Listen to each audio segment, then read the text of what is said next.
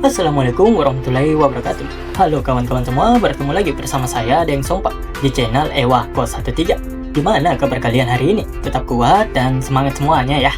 Dan terima kasih telah mengklik video di channel yang tergantung mood ini. Dan selamat mendengarkan ocehan dari Daso.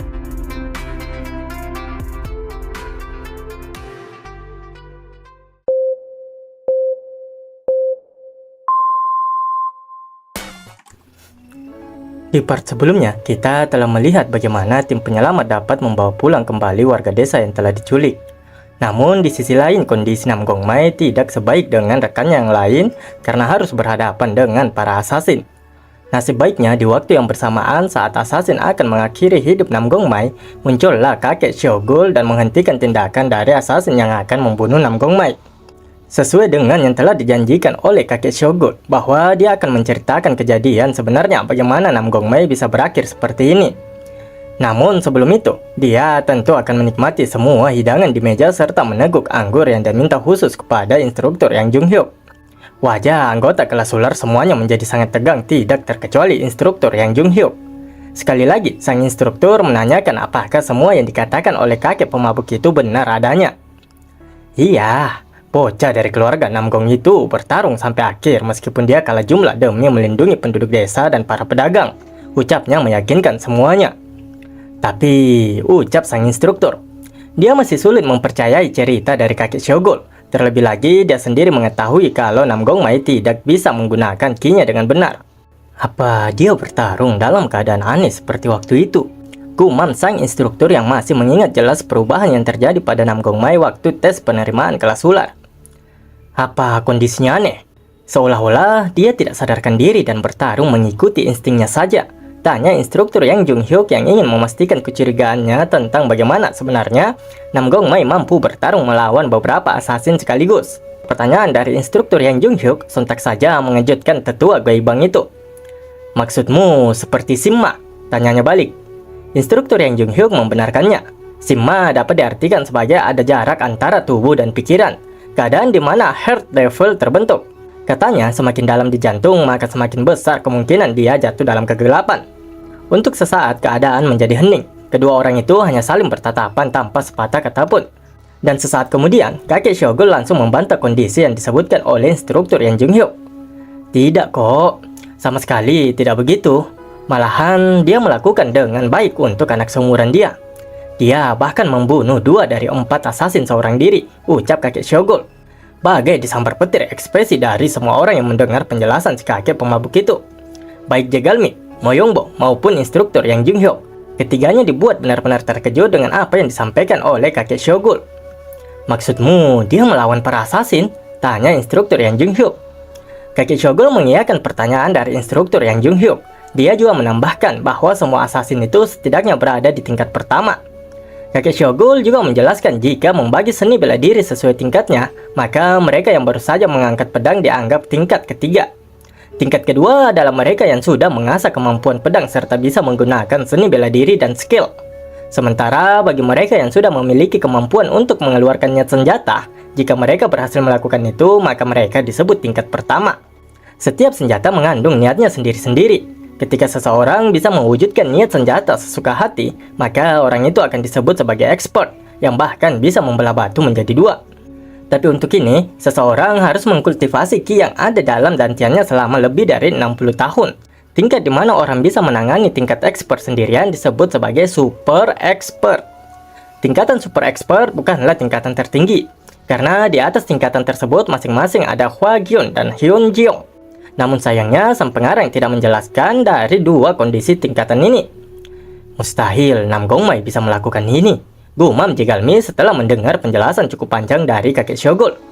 Dia menanyakan apakah kakek Xiaogul melihatnya sendiri kejadian tersebut. Tentu saja, tapi reaksi kalian ini kok aneh sekali ya? Kenapa kalian terlihat begitu bingung seakan-akan tidak begitu percaya? Bukannya malah harusnya kalian itu memuji dia, ucap kakek Xiaogul yang juga dibuat kebingungan dengan reaksi para murid kelas ular. Yah, kelima orang ini benar-benar dibuat tidak karuan dengan semua penjelasan dari kakek Xiaogul. Meskipun mereka bersyukur karena Nam Gong Mai selamat, namun jelas kebingungan, keraguan, serta rasa tegang bercampur aduk di wajah mereka. Instruktur Yang Jung-hyuk yang merasa ada sedikit kesalahpahaman di sini mencoba untuk membantah semua perkataan dari kakek Shogul. Itu karena anak itu tidak sehebat yang kau katakan. Menurutku kau pasti salah. Apa? Maksudmu aku bohong? Iya, begitu. Kau mengatakan aku ini bohong ya, hah? Ucap kakek Shogul yang menjadi begitu kesal dengan jawaban dari sang instruktur. Kau tahu tidak aku ini siapa? Aku ini dari klan yang terkenal dengan kemampuannya mengumpulkan informasi. Kalau aku bohong, siapa yang mau percaya informasi kami? Dia ini jelas bertarung dengan assassin menggunakan teknik pedang Namgong. Artinya, dia adalah salah satu dari 5 keturunan keluarga Namgong. Yang perempuan tentu saja dikecualikan. Ucapnya begitu kesal kepada kelima orang itu sembari menunjuk ke arah Namgong Mai. Apalagi sesuai urutan umur, hanya ada satu orang yang tersisa. Meskipun dia polos, dia memiliki reputasi yang buruk gara-gara kepribadiannya yang aneh. Yang kulihat adalah bocah yang tahu bagaimana cara bertarung demi melindungi orang lemah. Lanjutnya yang tanpa sadar mengeluarkan energinya karena terbawa suasana. Dan dengan penuh kepercayaan yang tinggi, kakek Shogul lalu mengatakan, dia adalah keturunan ketiga, Namgong Hui. Hahaha, padahal sudah begitu pede, ternyata tebakan orang tua ini meleset ya kawan-kawannya. Pak, salah pak, ucap Jegalmi. Apa maksudmu? Tanyanya balik. Kalau narasi pasti malu banget ya kawan-kawannya. Jegalmi lalu mengatakan kalau sebenarnya orang yang sedang terbaring itu bukanlah Namgong Hui, melainkan adiknya yang merupakan keturunan kelima yaitu Namgong Mae. Tunggu. Apa? Ucapnya begitu terkejut seakan-akan badannya telah tersambar petir. Kakek Shogul lah yang kini dibuat begitu kaget dan tidak percaya dengan kenyataan yang dia dengarkan. Keturunan kelima dari keluarga Namgong. Apa barusan aku mengotori nama klanku? Aku tidak bisa merusak nama baik klanku seperti ini. Umurku juga tidak bisa diabaikan. Mari kita ganti topik pembicaraan sealami mungkin. Gumam kakek Shogul yang pastinya begitu malu karena telah salah tebak. Terlebih lagi di usianya yang penuh dengan pengalaman puluhan tahun itu. Dia dengan cepat langsung mengalihkan pembicaraan mereka saat ini. Kenapa assassin menyerang desa ini? Menurut kalian, kenapa alasannya? Tanyanya. Dia menjadi sangat canggung seketika. Gumam ketiga bocah ini yang sebenarnya ada rasa ingin membuli pastinya mereka itu. Apa tujuan assassin itu? Sepertinya aku tahu. Ucap Wang Yekyun yang baru saja tiba dan bergabung dengan pembicaraan mereka. Namun sebelum kita mendengar lebih jauh tentang motif para assassin yang menyerang, sang narator menendang kita ke suatu tempat di provinsi Anhui. Aku akhirnya sudah sampai, ucap guru Hui Myeondok yang ternyata tujuannya adalah kediaman klan tersebut. Dan ya, ini adalah kediaman dari keluarga Namgong.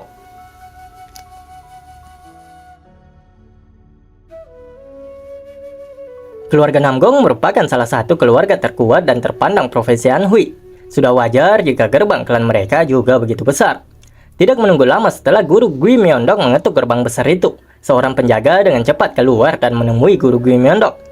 Penjaga gerbang itu menanyakan ada keperluan apa guru Hui Myeondok datang ke sini selarut ini. Guru Hui Myeondok tidak menjawab dan hanya memperkenalkan dirinya sebagai seorang guru dari Murim Liga. Murim Liga? Gumam penjaga itu sembari terus memperhatikan guru Hui Myeondok.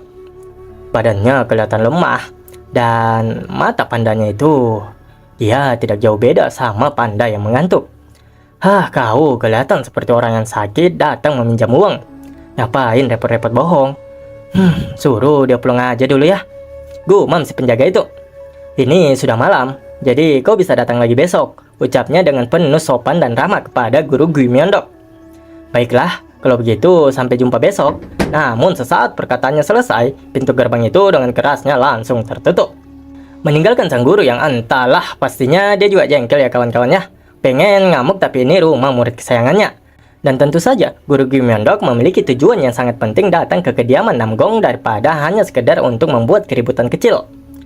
Kan cuma kunjungan ke rumah, jadi tidak perlu buat keributan kan? Ucapnya yang kini sudah berada di atas gerbang besar keluarga Namgong. Guru Hui Myeondok menatap fokus ke salah satu bangunan di dalam area klan Namgong.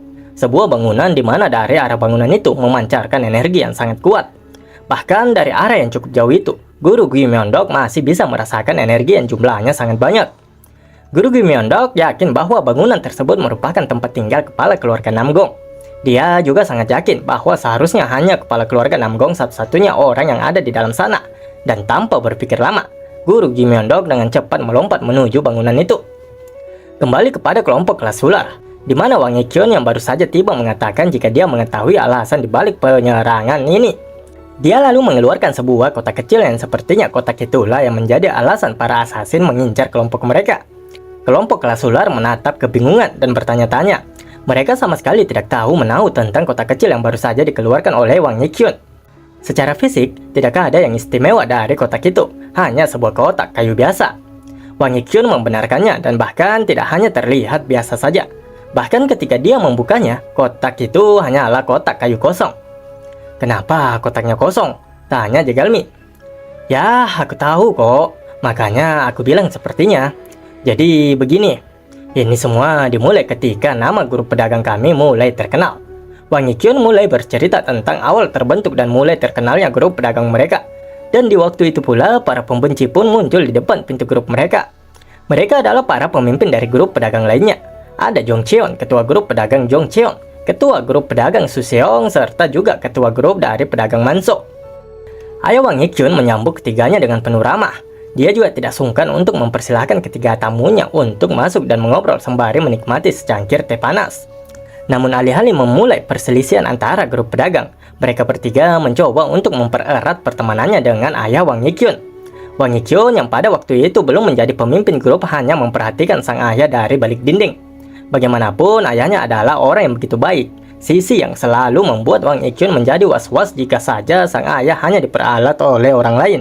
Ketika suasana menjadi semakin akrab, mereka menyarankan barang yang tidak boleh didistribusikan kepada ayahnya dan barang itu sama persis seperti kotak kayu yang ditunjukkan Wang Hyekyun sebelumnya. Wang Hyekyun tidak tahu benda apa itu, dia juga tidak ingin tahu. Begitu pula dengan sang ayah yang mulai cemas dan tentu saja menolak tawaran tersebut. Dan faktanya, apa yang ada di dalam kotak tersebut adalah sesuatu yang hanya boleh dijual kepada mereka yang tahu kode rahasianya. Akan tetapi, sebagai pedagang ayahnya tidak melakukan sesuatu yang dia tidak tahu pastinya. Tidak hanya menolak tawaran tersebut, ayah Wang Hyekyun juga dengan tegas mengatakan tidak akan menjual barang seperti itu kepada orang lain. Dan begitulah ketiganya pulang dengan rasa kesal serta kecewa terhadap grup pedagang Seokyum Sandang. Sejak saat itu, mereka mulai bersekongkol untuk menjatuhkan grup pedagang kami. Grup pedagang kami mulai menolak sehingga situasinya menjadi seperti sekarang ini. Mereka meninggalkan kotak kayunya, tapi ketika kami membukanya, kotaknya kosong. Mungkin mereka sudah memperkirakan kemungkinan kami akan menolak tawaran mereka. Ucap Wang Hyekyun menjelaskan pemikirannya atas dasar apa para asasin mengincar mereka. Asasin yang Namgong Mai lawan pasti juga dikirim oleh Federasi Pedagang, ucap Jegalmi yang bisa dengan cepat menyimpulkan cerita dari Wang Hyekyun. Wang Hyekyun membenarkan apa yang dikatakan Jegalmi, namun dia sekali lagi menegaskan untuk saat ini, itu hanyalah perkiraannya saja untuk sementara waktu.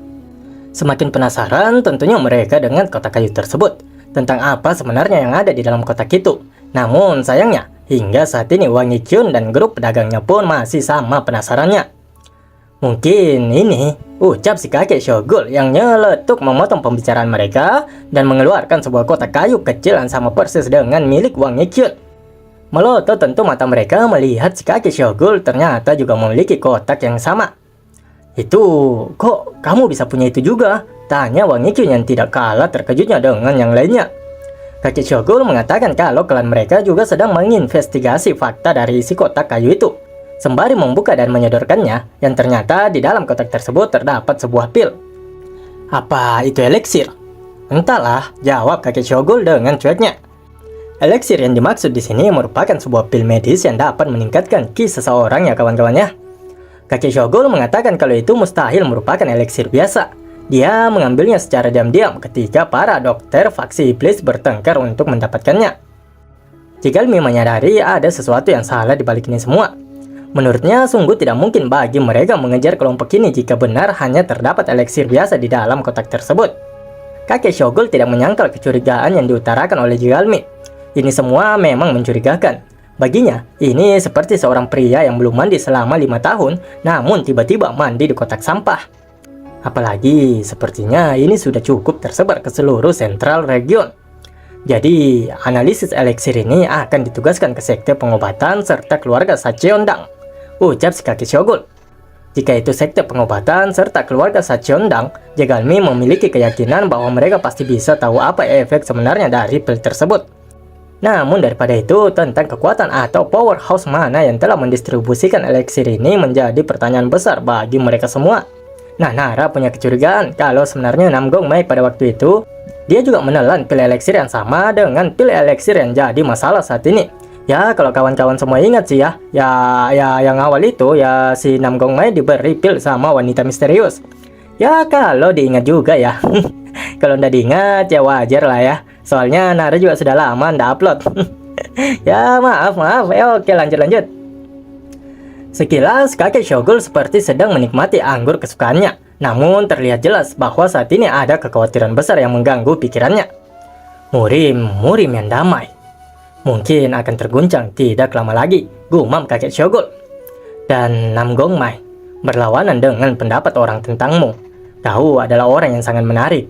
Lanjutnya bergumam memperhatikan Nam Gongmai yang masih terbaring tak sadarkan diri. Kita tinggalkan dulu persoalan eliksir yang saat ini menjadi topik utama kelompok ular dan juga para pedagang. Karena sang pengarang kembali membawa kita berkunjung ke kediaman Nam Gong. Terlihat Nam Gongyo yang sedang asyik membaca sebuah surat di ruang kerjanya. Namun sesaat kemudian dia menyadari ada sosok kuat yang datang menghampiri kediamannya. Perlahan dia menutup kertas yang sedang dia bacanya lalu berdiri. Berjalan menuju jendela yang tertutup rapat. Dan di saat itu pula tubuhnya seketika telah menghilang tanpa meninggalkan jejak sedikit pun. Tidak lama baginya untuk menemukan orang yang menyelinap itu dan langsung menghampirinya. Yah, dia adalah Guru Gui Myeondok yang telah menanti Nam Gongjo di atas atap kediamannya. Guru Gui Myeondok tidak menyapa sama sekali dan hanya menatap Nam Gongjo. Begitu pula dengan Nam Gongjo yang hanya diam tanpa sepatah kata pun. Hingga akhirnya ayah Nam Gongmai ini, Nam Gongjo mengajukan pertanyaan kepada Guru Gui Myeondok. Siapa kau? Beraninya menyelinap ke kediaman keluarga Nam Gong di tengah malam seperti ini? Tanya Nam Gongjo. Aku sengaja loh pakai topeng. Apa kau tidak mengetahuiku? Balas Guru Gui Myeondok dengan santainya sembari menggaruk-garuk kepalanya. Siapapun dapat menggunakan topeng. Apa kau mau bilang kalau kau itu adalah Gui Myeondok? Balas Nam Gongjo yang tidak percaya dengan orang di hadapannya dan menyimpan begitu banyak kecurigaan tentang sosok sebenarnya yang ada di balik topeng di hadapannya saat ini. Apa ada cara lain untuk membuktikan diriku? Aku akan kuperiksa sendiri, balas Nam Gongjo. Dia bersiap dengan tekniknya, energi yang sangat kuat berkumpul di kedua telapak tangannya. Sebuah teknik yang bersiap untuk menghantam Guru Gui Myeondok. Nam Gongjo dengan mudah mendaratkan serangannya pada Guru Gui Myeondok. Sebuah teknik yang langsung mengikat dan mengangkat tubuh dari Guru Gui Myeondok. Energi yang cukup besar dikeluarkan melalui tekniknya. Mengayunkan sang guru dan lalu melemparkannya. Sebuah teknik yang menghempaskan Guru Gui Myeondok begitu jauh dan bahkan menghancurkan tanah di tempat dia terjatuh. Dapat kita lihat saat ini Guru Gui Myeondok yang sudah terlempar hingga ke salah satu bukit yang cukup jauh dari kediaman Nam Gong. Guru Gui Myeondok seakan benar-benar pasrah dengan apa yang dilakukan oleh Nam Gongjo. Ya, meskipun kita sadari bahwa sedari awal Guru Gui Myeondok sama sekali tidak melakukan pembalasan atau bahkan hanya sekedar menghindari setiap serangan yang menuju ke arahnya. Namun belum sempat sang guru memperbaiki posisinya. Sang ayah kini sudah melesat dengan cepat dan tiba di hadapannya untuk sekali lagi menghantam tubuh sang guru. Guru Gui Myeondok hanya menatap Nam Gongjo yang sudah siap meninjunya kembali. Metodemu sedikit berlebihan, ucap Guru Gui Myeondok yang mana langsung menghentikan langkah Nam Gongjo. Kukira akan mudah ditangani kalau kau benar-benar Gui Myeondok, ucap Nam Gongjo berdiri di hadapan Guru Gui Myeondok. Guru Gui Myeondok perlahan menggerakkan tubuhnya.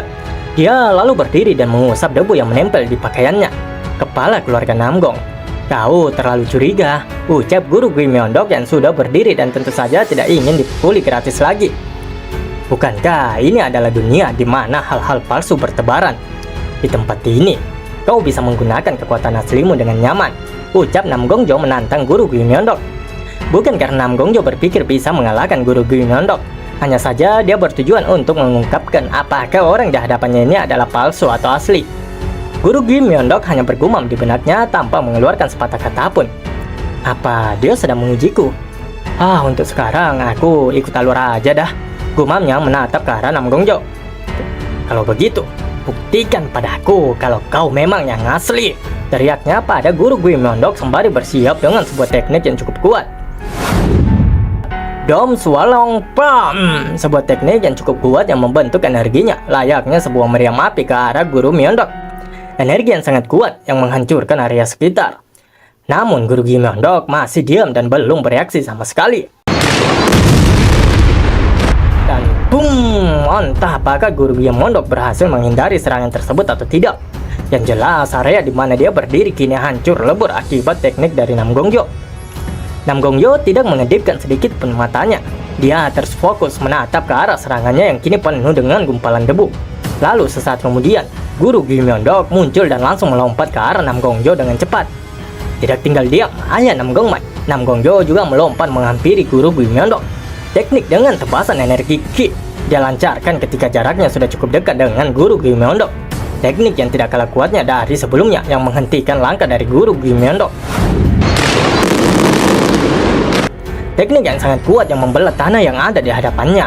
Namun teknik itu masih belum mampu mengenai Guru Myeondok.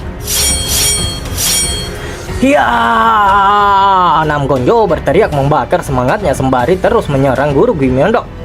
Serangan yang terus-menerus dilancarkan oleh Nam Gongyo masih bisa ditangkis dan dihindari oleh Guru Myeondok.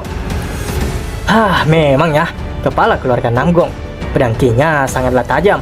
Gumam Guru Myeondok yang memuji pedang Ki milik Nam Gongyo. Mungkin karena dia juga merasa hal ini sudah berlarut-larut dan tidak ingin berlama-lama lagi. Guru Myeondok juga mengalirkan Ki-nya dan membentuk sebuah pedang Ki. Bentrokan pedang Ki dari dua orang kuat ini pun tak terelakkan. Setidaknya kau harus bisa melakukan hal yang seperti ini kalau kau memang Guru Myeondok yang asli. Apa kau masih curiga? Balas Guru Myeondok. Kuakui bahwa setidaknya kau ada di alam tak terkendali. Tapi cuma karena kau berada pada alam tak terkendali, bukan berarti kau Guru Myeondok. Ucap Nam Gongyo yang masih yakin kalau orang yang berada di hadapannya itu bukanlah Guru Myeondok yang asli. Jarang ada seorang master yang berada pada tingkat alam tak terkendali. Tapi ada beberapa orang di antaranya yang mewakili setiap klan mereka. Karena ada banyak master yang sudah mencapai tingkatan ini, tentu saja pencerahannya akan berbeda. Dan Guru Myeondok juga setuju dengan hal tersebut. Sekali lagi, kedua pedang Ki mereka bertabrakan dan menghancurkan tanah sekitar. Keduanya terdorong mundur beberapa langkah. Dan kini Nam Gongyo mulai menyadari orang yang dia lawan saat ini. Benar, meskipun itu alam tak terkendali, ada banyak dinding di dalamnya. Jadi tidak diragukan lagi. Aku harus memeriksa apakah aku benar-benar melawan Guru Myeondok, ucap Nam Gongyo. Nam Gongyo kembali bersiap dengan tekniknya untuk menyerang Guru Myeondok. Kali ini energi yang dia gunakan jauh lebih kuat. Dia membentuk sebuah portal kecil di mana dari lubang kecil itu keluarlah beberapa bilah pedang Ki. Dan tanpa basa-basi, Nam Gongyo langsung melemparkan semua bilah pedang itu menuju ke arah Guru Myeondok. Pedang Ki dengan cepat melesat ke arahnya. Namun Guru Myeondok lagi dan lagi hanya diam dan fokus menatap semua serangan yang menuju kepadanya. Area di mana Guru Myeondok berdiri sekali lagi dihancurkan oleh serangan Nam Gongyo. Dan apakah kali ini serangan tersebut mampu melukai sang guru? Dari kejauhan, sebuah ledakan besar jelas terlihat. Tapi bukan sang legenda pembunuh terbaik namanya jika dia tidak bisa menghindari serangan tersebut. Meskipun serangan dari Nam Gongyo terus-menerus menghujaninya, namun tidak satupun dari serangan tersebut berhasil mengenai Guru Myeondok. Hampir saja Guru Myeondok terkena dengan telak. Suara gemuruh dari pertarungan itu bahkan terdengar hingga ke kediaman Nam Gong yang sebenarnya berada pada jarak yang cukup jauh. Karena suara gemuruh itu pula, si penjaga gerbang sebelumnya yang saat ini sedang menyapu halaman dibuat bertanya-tanya. Bukannya curiga apakah ada pertarungan di sana, dia malah berpikir apakah akan turun hujan deras. Sementara itu, gunung tempat sang guru dan juga sang ayah dari Nam Gongmai kini terlihat begitu berantakan dan terdapat banyak sekali lubang kecil efek dari teknik yang dilancarkan oleh ayah Nam Gongmai. Keduanya masih berhadapan satu sama lain, dan bahkan sejauh ini, Guru Myeondok masih belum melancarkan satupun serangan kepada Nam Gongyo. Di Murim, ada saudara yang disebut Extraordinary Triads, ketua Murim Liga saat ini, pendekar pedang undead, Hwakyun, seorang legenda Sapaishon, dan sekarang tinggal di pengasingan. Redcliffe Changzon Sasoma, seorang berandal yang senang untuk merantau setiap saat yang bernama Punggun Dozon Yudeokwa. Mereka semua hidup sendiri-sendiri. Tidak, karena mereka masih berkultivasi. Pasti ada sesuatu di belakang Hwaji, alam legendaris, ucap Nam Gongyo yang sembari mengumpulkan Ki-nya di antara kedua telapak tangannya. Sebuah teknik yang kemudian disadari oleh Gui Myeondok bahwa teknik kali ini bukanlah teknik kuat biasanya. Bahkan saat ini bebatuan serta tanah yang ada di sekitar area tersebut juga ikut terangkat karena energi yang sangat kuat dari Nam Gongjo. Masih belum selesai ya, gumam Gui Myeondok. Energi Ki yang awalnya begitu kecil fokus di antara kedua tangan Nam Gongjo perlahan-lahan menjadi semakin besar dan semakin kuat. Tapi makhluk yang jauh melampaui extraordinary traits itu lahir di dunia murim. Kalau benar-benar dekat dengan masa kini, mungkin tingkatan alammu saat ini adalah Hyun Kyung, awal dari perang yang panjang antar kerajaan. Dan kontributor terbesar dari akhir perang itu adalah Hyuk Wadai dan Gui Myeondok, ucap Nam Gongjo. Gui Myeondok sedikit bertanya-tanya di benaknya dengan kalimat per kalimat yang terus saja keluar dari mulut Nam Gongjo. Nam Gongjo kembali melanjutkan ucapannya. Tanpamu, perang itu pasti belum selesai. Kau ini tiba-tiba sedang berbicara apa sih? Balas Gui Myeondok. Entah Nam Gongjo saat ini masih tidak mempercayai Gui Myeondok yang dihadapannya atau seperti apa. Namun sang narator membawa kita sejenak ke masa lalu saat dia pertama kali bertemu dengan Gui Myeondok. Diperlihatkan Nam Gongjo yang sudah sangat babak belur dan sangat kelelahan. Ini adalah waktu di mana mereka berperang melawan para Hobib. Namun Nam Gongjo pada waktu itu tidaklah sekuat saat ini. Dia bahkan berpikir apakah semua usaha serta semua yang telah dia perjuangkan sejauh ini hanya untuk diperlakukan seperti ini oleh Hobib. Hobib yang berbadan besar dan ganas itu menatapnya dengan tajam dan penuh niat memburu. Tangan yang sangat besar itu dikepalkan dan dia lalu mengangkat untuk memecahkan kepala Nam Gongjo. Nam Gongjo yang sudah benar-benar kehabisan tenaga hanya bisa terdiam berlutut, tak mampu lagi untuk bangkit. Dia terus menatap tinju yang besar itu melesat dengan cepat ingin menerjang wajahnya. Dia menutup matanya, pasrah akan semuanya, bersiap untuk mati, dan tidak ada harapan lagi baginya. Dan ya, darah bercucuran di tempat itu. Namun itu bukanlah darah dari Nam Gongjo yang terkena kepalan tinju besar dari Hobib, karena dia bahkan memperlihatkan tatapan penuh keterkejutan saat ini. Ternyata darah itu adalah darah yang berasal dari pedang yang baru saja memisahkan sebuah kepala dari leher Hobib yang akan membunuh Nam Gongjo. Di tengah perang yang benar-benar berantakan, di tengah keputusasaan serta kepasrahan itulah Nam Gongjo bertemu dengan Gui Myeondok untuk pertama kalinya. Pada waktu itu, dia benar-benar bersyukur karena tidak jadi mati. Namun terlepas dari rasa syukur itu, rasa keterkejutannya jauh lebih besar. Dia bertanya-tanya entah seseorang dari mana, entah siapa orang yang menyelamatkannya waktu itu. Nam Gongjo terus melongo memandangi tubuh Gui Myeondok pada waktu itu. Kembali ke masa sekarang, di mana teknik Nam Gongjo yang saat ini sudah benar-benar siap dan bahkan kumpulan energi merah kemasan itu sudah menjadi sangat besar. Tahu tidak, mereka yang pergi perang bersamanya memanggil dia dengan sebutan ini, hantu yang kesepian, ucap Nam Gongjo. Dan Gui Myeondok masih tanpa gerakan dan diam saja. Meskipun saat ini sang narator menggambarkannya sedikit serius, tidak terlepas dari teknik yang akan dilemparkan oleh Nam Gongjo kepadanya. Meniru orang itu, seharusnya kau tahu seberapa besar dosamu itu. Ya, rasakan ini, teriak Nam Gongjo, dan di saat yang bersamaan dia lancarkan serangannya itu ke arah Gui Myeondok. Sebuah teknik yang bernama Chongyang Absolute Fire Blast yang seharusnya merupakan teknik kuat dan mematikan. Namun sayangnya lawannya adalah Gui Myeondok. Kali ini sang guru Gui Myeondok tidak lagi menghindari serangan dari ayah Nam Gongmai. Dia menjulurkan satu tangannya tepat ke gumpalan energi yang akan melahapnya. Ya, Gui Myeondok menahan serangan mematikan itu hanya dengan satu tangannya saja. Dan lalu seketika serangan tersebut meledak di tangan Gui Myeondok yang sangat santai menahannya. Fakta bahwa lawannya mampu menghancurkan serangannya dengan sangat mudah tentu membuatnya begitu terkejut. Menghancurkan serangan andalanku dengan begitu mudahnya? Apa dia benar-benar jauh di atasku? Gumam Nam Gongjo yang seakan tidak percaya. Sementara itu, guru Gui Myeondok dengan santainya bahkan masih sempat tertawa kecil sembari menggaruk-garuk kepalanya setelah menghancurkan serangan dari Nam Gongjo. Dia lalu melepaskan topeng yang dia gunakan. Aku bukan datang untuk bertarung. Aku datang ke rumahmu sebagai guru Nam Gongmai. Ucap orang satu ini seakan-akan tidak ada yang baru saja terjadi. Bah, parah memang hantu kesepian ini ya kawan-kawannya, sesuai dengan julukannya. Dan ya beginilah reaksi dari Nam Gongjo. Sekali lagi dia dibuat terpelongo oleh Gui Myeondok. Jadi kau benar-benar Gui Myondok yang asli. Yah, itu benar kan? Jawab guru Gui Myondok. Dan begitulah pertarungan ini berakhir, atau lebih tepatnya hanya seperti pijak kretek-kretek bagi sang legenda terkuat di murim, hantu yang kesepian, Gui Myondok. Malam yang sedikit panjang, dan di sisa malam itu berakhir dengan pembicaraan keduanya disertai sebotol anggur di bawah rembulan malam yang sangat indah. Berakhir pula perjumpaan kita untuk kesempatan kali ini. Mohon maaf Nara ucapkan. Ewako 13, saya Nara, wassalamualaikum warahmatullahi wabarakatuh.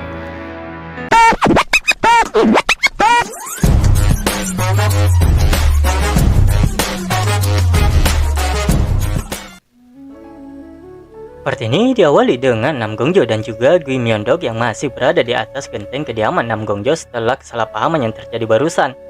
Nam Gongjo merasa tidak enak karena menjamu Gui Myondok dengan cara yang seperti ini. Terlebih lagi, dia sebelumnya telah menyerang Gui Myondok barusan. Tapi itu bukanlah masalah bagi Gui Myondok. Bagaimanapun, Gui Myondok sendirilah yang ingin suasana seperti ini dan mengobrol santai seperti ini. Apa kau benar-benar orang yang kuingat waktu itu?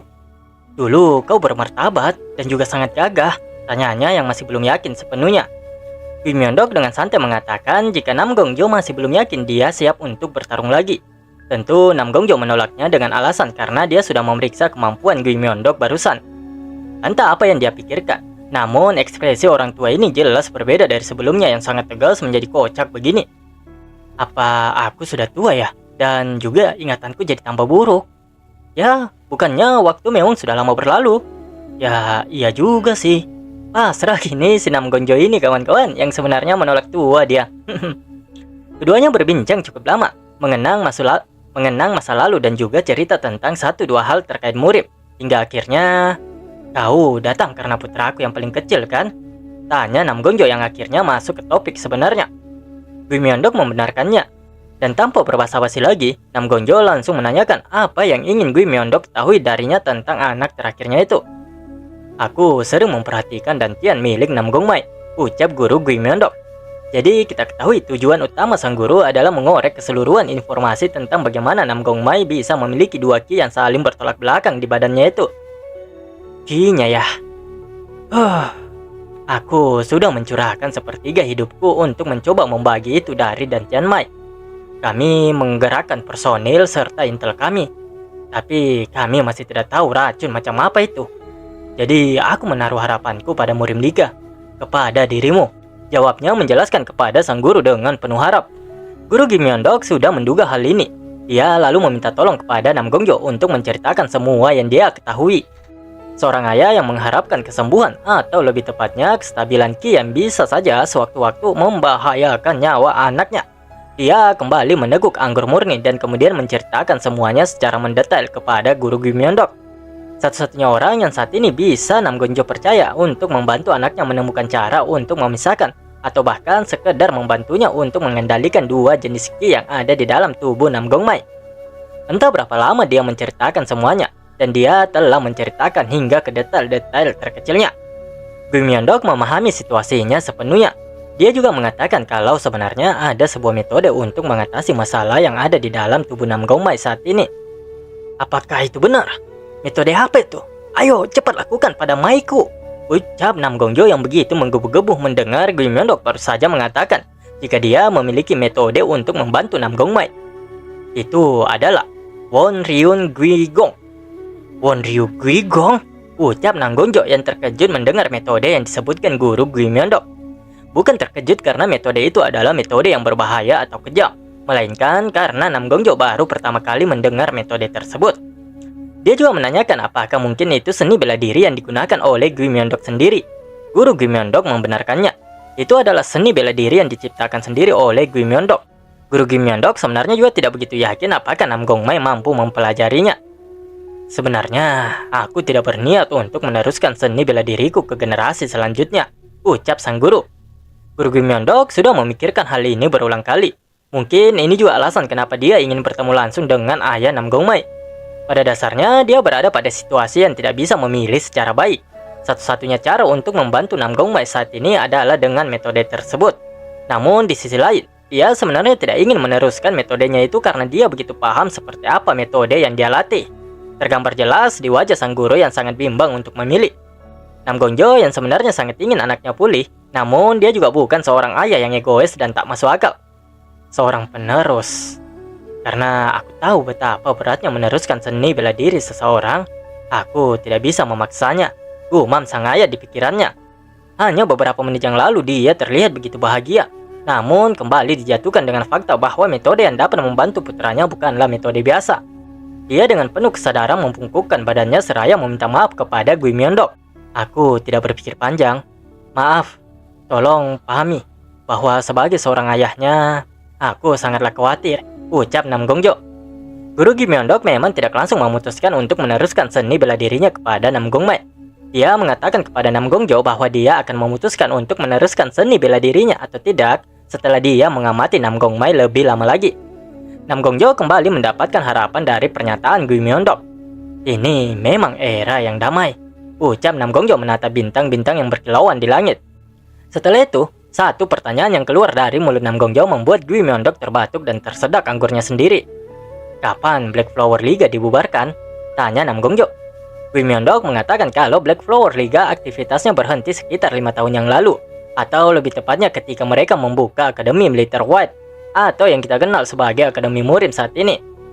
Untuk memastikan satu hal, Nam Gongjo menanyakan kepada Gui Myeondok, berarti dengan kata lain, untuk saat ini Gui Myeondok hanya berhubungan dengan Murim Liga saja, dan tentu saja dibenarkan oleh Gui Myeondok.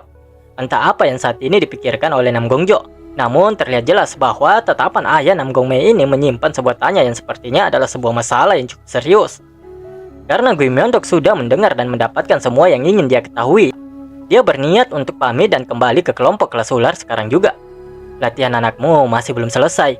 Namun sebelum Gui Myeondok menyelesaikan ucapannya, Nam Gongjo dengan tatapan dan nada yang sangat serius langsung memotong perkataan dari guru Gui Myeondok. Apa kau tidak penasaran mengapa tadi aku memanggilmu si palsu segera setelah aku melihatmu? Tanya Nam Gongjo pada Gui Myeondok. Pertanyaan yang membuatnya mengurungkan niatnya untuk segera meninggalkan kediaman Nam Gong. Ada rumor yang beredar, Gui Myeondok sedang menghukum dunia, ucapnya menatap Gui Myeondok. Yaps, tidak salah lagi ya kawan-kawan. Apa yang dikatakan oleh Nam Gongjo adalah kejadian Gui Myeondok palsu yang membantai satu desa waktu itu. Dan faktanya saat ini sangat banyak pasukan dari faksi iblis yang waspada terhadap Gui Myeondok. Menurutmu, apa ini tidak aneh? Kau selalu ada di Murim Liga, dan sekarang ada Gui Myeondok lain di luar sana. Bagi Nam Gongjo, masalah anaknya sangatlah penting. Namun, kemunculan Gui Myeondok palsu itu jauh lebih penting karena menyangkut kedamaian dan keselamatan orang banyak. Sebuah fakta yang benar-benar mengejutkan Gui Myeondok. Gui Myeondok sulit mempercayai ada seseorang yang berani menggunakan identitasnya. Bagaimanapun, Gui Myeondok merupakan orang terkuat dan yang paling ditakuti di Murim. Mungkin era yang damai ini akan segera berakhir, pikir kedua orang itu yang saling menatap satu sama lain. Entah apa yang akan mereka lakukan saat ini untuk mengatasi masalah tersebut. Namun yang pasti, untuk sementara ini membantu Nam Gongmae jauh lebih diprioritaskan sembari menunggu perkembangan Murim. Kita lalu ditendang sang pengarang di keesokan paginya. Tepatnya di desa di mana Nam Gongmae yang saat ini sudah sadarkan diri dan tentu saja cukup bingung dengan kondisinya saat ini. Aku dirawat. Asisten instruktur pasti sudah pulang. Gumamnya penuh tanya memeriksa setiap tubuh yang telah dipenuhi perban yang menutupi lukanya. Saat ini dia berpikir bahwa sang instruktur telah kembali. Saat dia berpikir bahwa sang instruktur telah kembali, dia tiba-tiba tersentak ketika mengingat bocah yang bersamanya. Tunggu, Jinho. Tidak. Apa Jinho baik-baik saja? Pikirnya yang seketika menjadi panik. Dia tidak memperdulikan kondisinya saat ini dan langsung bergegas berdiri. Dengan penuh kekhawatiran, dia berlari menerobos pintu dengan panik berteriak, Jinho! Namun ternyata bocah satu ini sedang asik-asiknya menikmati manisan bersama adik perempuannya. Ya, dasar memang si Nam Gongmae itu panikan ya kawan-kawan ya. Dan ya, lihatlah kedua bocah ini yang saling menatap dengan bingung. Entahlah ya kawan-kawan ya. Tapi memang Nam Gongmae ini sendiri memiliki kepribadian yang sangat langka di dunia nyata. Ya, karakter yang tidak enakan dan selalu mengkhawatirkan orang lain. Biasanya kan ya begitulah. Meskipun sejenak suasana menjadi begitu tegang karena Nam Gongmae yang panikan, lalu menjadi sedikit aneh dan lucu saat mereka bertiga bertemu. Saat ini sang pengarang membuat kita begitu haru. Di mana Jinho dan juga adiknya, keduanya langsung mendatangi dan memeluk Nam Gongmae. Keduanya berteriak dan menangis terisak-isak karena rasa syukur yang akhirnya Nam Gongmae sadarkan diri. Kak, kau sudah bangun kak? Ucap Jinho. Ucap Nam Gong Mai yang pala pelongok-pelongok kebingungan. Tidak lama kemudian, instruktur Yang Jung Hyuk dan juga teman-teman lainnya datang menghampiri Nam Gong Mai karena mendengar suara teriakan dan tangisan haru dari dua bocah yang memeluknya itu. Begitu pula dengan kakek Hyogul, tentunya bersyukur karena Nam Gong Mai bisa pulih secepat ini. Saat ini Yureong kembali mengecek kondisi dari Nam Gong Mai. Sepertinya sudah baikan sekarang. Ada beberapa lebam, tetapi tidakkah ada luka yang berat, ucap Yureong. Syukurlah, tapi Nam Gong Mai, kenapa kau tidak memakai sinyal suaranya? Tanya instruktur Yang Jung Hyuk. Nam Gong Mai bingung mengatakan apa. Dia juga sebenarnya takut jika harus dimarahi lagi oleh sang instruktur. Nam Gong Mai mengatakan dengan jujur kalau dia tidak bisa menggunakan karena para assassin telah merusaknya. Dia juga mengatakan kalau teman-teman serta sang instruktur untuk tidak khawatir karena dia baik-baik saja. Karena kelompok pedagang akan mulai bergerak besok, sang instruktur menyuruh Nam Gong Mai untuk istirahat saja hari ini dan tidak melakukan apapun dulu. Ya, tentunya langsung diiyakan oleh Nam Gong Mai. Reverse flow. Akhirnya ada harapan untukku. Sepertinya aku bisa melakukannya sekarang, gumam Nam Gong Mai. Meskipun pada kejadian ini dia hampir saja mati, sisi baiknya Nam Gong Mai berhasil memahami cara kerja dari reverse flow yang telah diajarkan oleh sang guru. Tidak lama kemudian, Moyombo yang melihat Nam Gong Mai sendirian lalu menghampirinya. Hal itu tentu mengejutkan Nam Gong Mai karena sebelumnya, jangankan untuk berbicara, bahkan Moyombo enggan untuk mendekati Nam Gong Mai. Aku mau tanya sesuatu, ucap Moyombo. Apa Moyombo barusan berbicara padaku untuk pertama kalinya? Gumam Nam Gong Mai. Hal ini tentu menciptakan tanya besar baginya. Untuk alasan apa Moyombo menghampirinya? Jadi, ucap Moyombo. Nam Gong Mai terlihat begitu panik. Mungkin karena dia telah berpikir kejauhan tentang Moyombo. Bahkan saat ini, sosok Moyombo terlihat begitu mengintimidasi di mata Nam Gong Mai. Semakin panik tentunya Nam Gong Mai ini, kawan-kawan. Apa aku melakukan sesuatu yang salah? Kenapa kau melihatku seolah-olah ingin membunuhku? Ucap Nam Gong Mai di benaknya. Tiba-tiba Moyombo menyodorkan sebuah pedang kayu di hadapan Nam Gong Mai. Dan seperti yang kita ketahui, tentu saja pedang tersebut merupakan pedang milik Nam Gong Mai. Pedangku? Kenapa kau memberiku ini? Tanya Nam Gong Mai yang benar-benar dibuat bingung dengan tingkah Moyombo saat ini. Dan ternyata Moyombo sama sekali tidak berniat buruk pada Nam Gong Mai. Malah sebaliknya ya kawan-kawan ya. Kudengar kau melawan assassin menggunakan pedang kayu ini, tanya Moyombo pada Nam Gong Mai. Nam Gong Mai tersenyum canggung ke arah Moyombo dan membenarkan pertanyaan barusan. Namun di benaknya, dia mengatakan kalau cara berbicara Moyombo sangatlah menyebalkan. Nam Gong Mai kemudian tersadar akan sesuatu. Dia melihat keranjang pedang yang ada di punggung Moyombo dan menyadari jika pedang miliknya kini hanya tersisa 4 pedang saja. Sementara itu, Moyombo seperti sedang menahan untuk mengatakan sesuatu pada Nam Gong Mai. Entah apa yang ingin Moyombo katakan pada Nam Gong Mai. Namun tergambar jelas bahwa Moyombo seperti ragu untuk menanyakannya. Lalu sesaat kemudian, dia memberanikan diri dan membuang egonya untuk berbicara. Bagaimana caramu bertarung menggunakan pedang yang lemah seperti ini? Seharusnya pedang kayu tidak bisa menahan tekanan yang kuat, tanya Moyombo. Oh, rupanya begitu ya. Jadi itulah alasan kenapa Moyombo yang begitu kaku dan juga dingin ini bahkan sampai berkeringat hanya untuk bertanya pada Nam Gong Mai. Ternyata yang ingin dia tanyakan adalah cara Nam Gong Mai menggunakan pedang kayunya itu. Ya wajar ya kawan-kawan ya, karena selama ini Moyombo merasa jauh di atas Nam Gong Mai. Tapi salut sih ya, karena dia mau belajar dan menurunkan egonya. Meskipun pertanyaan darinya itu malah membuat Nam Gong Mai terdiam terpelongo. Nam Gong Mai hanya menatap keheranan ke arah Moyombo yang menyodorkan pedang kayu itu dan sebuah pertanyaan yang begitu mengejutkan bagi dirinya. Apa sih jenius Moyombo benar-benar bertanya padaku? Apakah dia benar-benar meminta saran dariku? Gumamnya di dalam hati. Dia masih tidak menyangka seorang Moyombo meminta saran darinya. Dan lalu sesaat kemudian senyum tipis muncul di ujung mulutnya. Seperti yang kita ketahui, Nam Gong Mai bukanlah seorang anak yang egois dan pelit. Dan keduanya kini berdiskusi santai di bawah sebuah pohon besar. Tentu saja pembicaraan keduanya terkait pertanyaan Moyombo sebelumnya. Nam Gong Mai lalu menjelaskannya secara perlahan. Dia dengan penuh senyum memberikan saran kepada Moyombo. Kau harus menghindari serangan langsung. Tapi yang paling penting adalah mengontrol kimu dan membungkusnya secara perlahan di sekitar pedang. Mendengar penjelasan dari Nam Gong Mai membuat Moyombo berpikir begitu keras. Kontrol ki ya, ucapnya dengan berat. Entah apakah saat ini Moyombo tidak paham dengan penjelasan dari Nam Gongmai ataukah dia tidak memahami cara untuk mengontrol ki-nya. Kau harus punya kendali ki yang baik, ucap Nam Gongmai yang cukup gelisah memandangi Moyombo yang berpikir terlalu keras. Lalu tidak lama kemudian Nam Gongmai tersadar akan situasi Moyombo. Aku tahu, karena dia selalu menggunakan Heavenly Sword selama ini. Oleh karena itu, dia tidak perlu terlalu mengontrol ki-nya. Pedangnya adalah harta karun dengan sejarah yang panjang, gumam Nam Gongmai. Nam Gongmai lalu mengingat perkataan dari gurunya yang mengatakan bahwa sangat sulit menajamkan penglihatan dengan ki karena harus memiliki kontrol ki yang baik supaya berhasil. Namun Nam Gongmai berhasil melakukan hal tersebut. Nam Gongmai terus bergumam di benaknya. Di sisi lain, dia harus menggunakan teknik dengan jumlah ki sedikit yang ada di tubuhnya.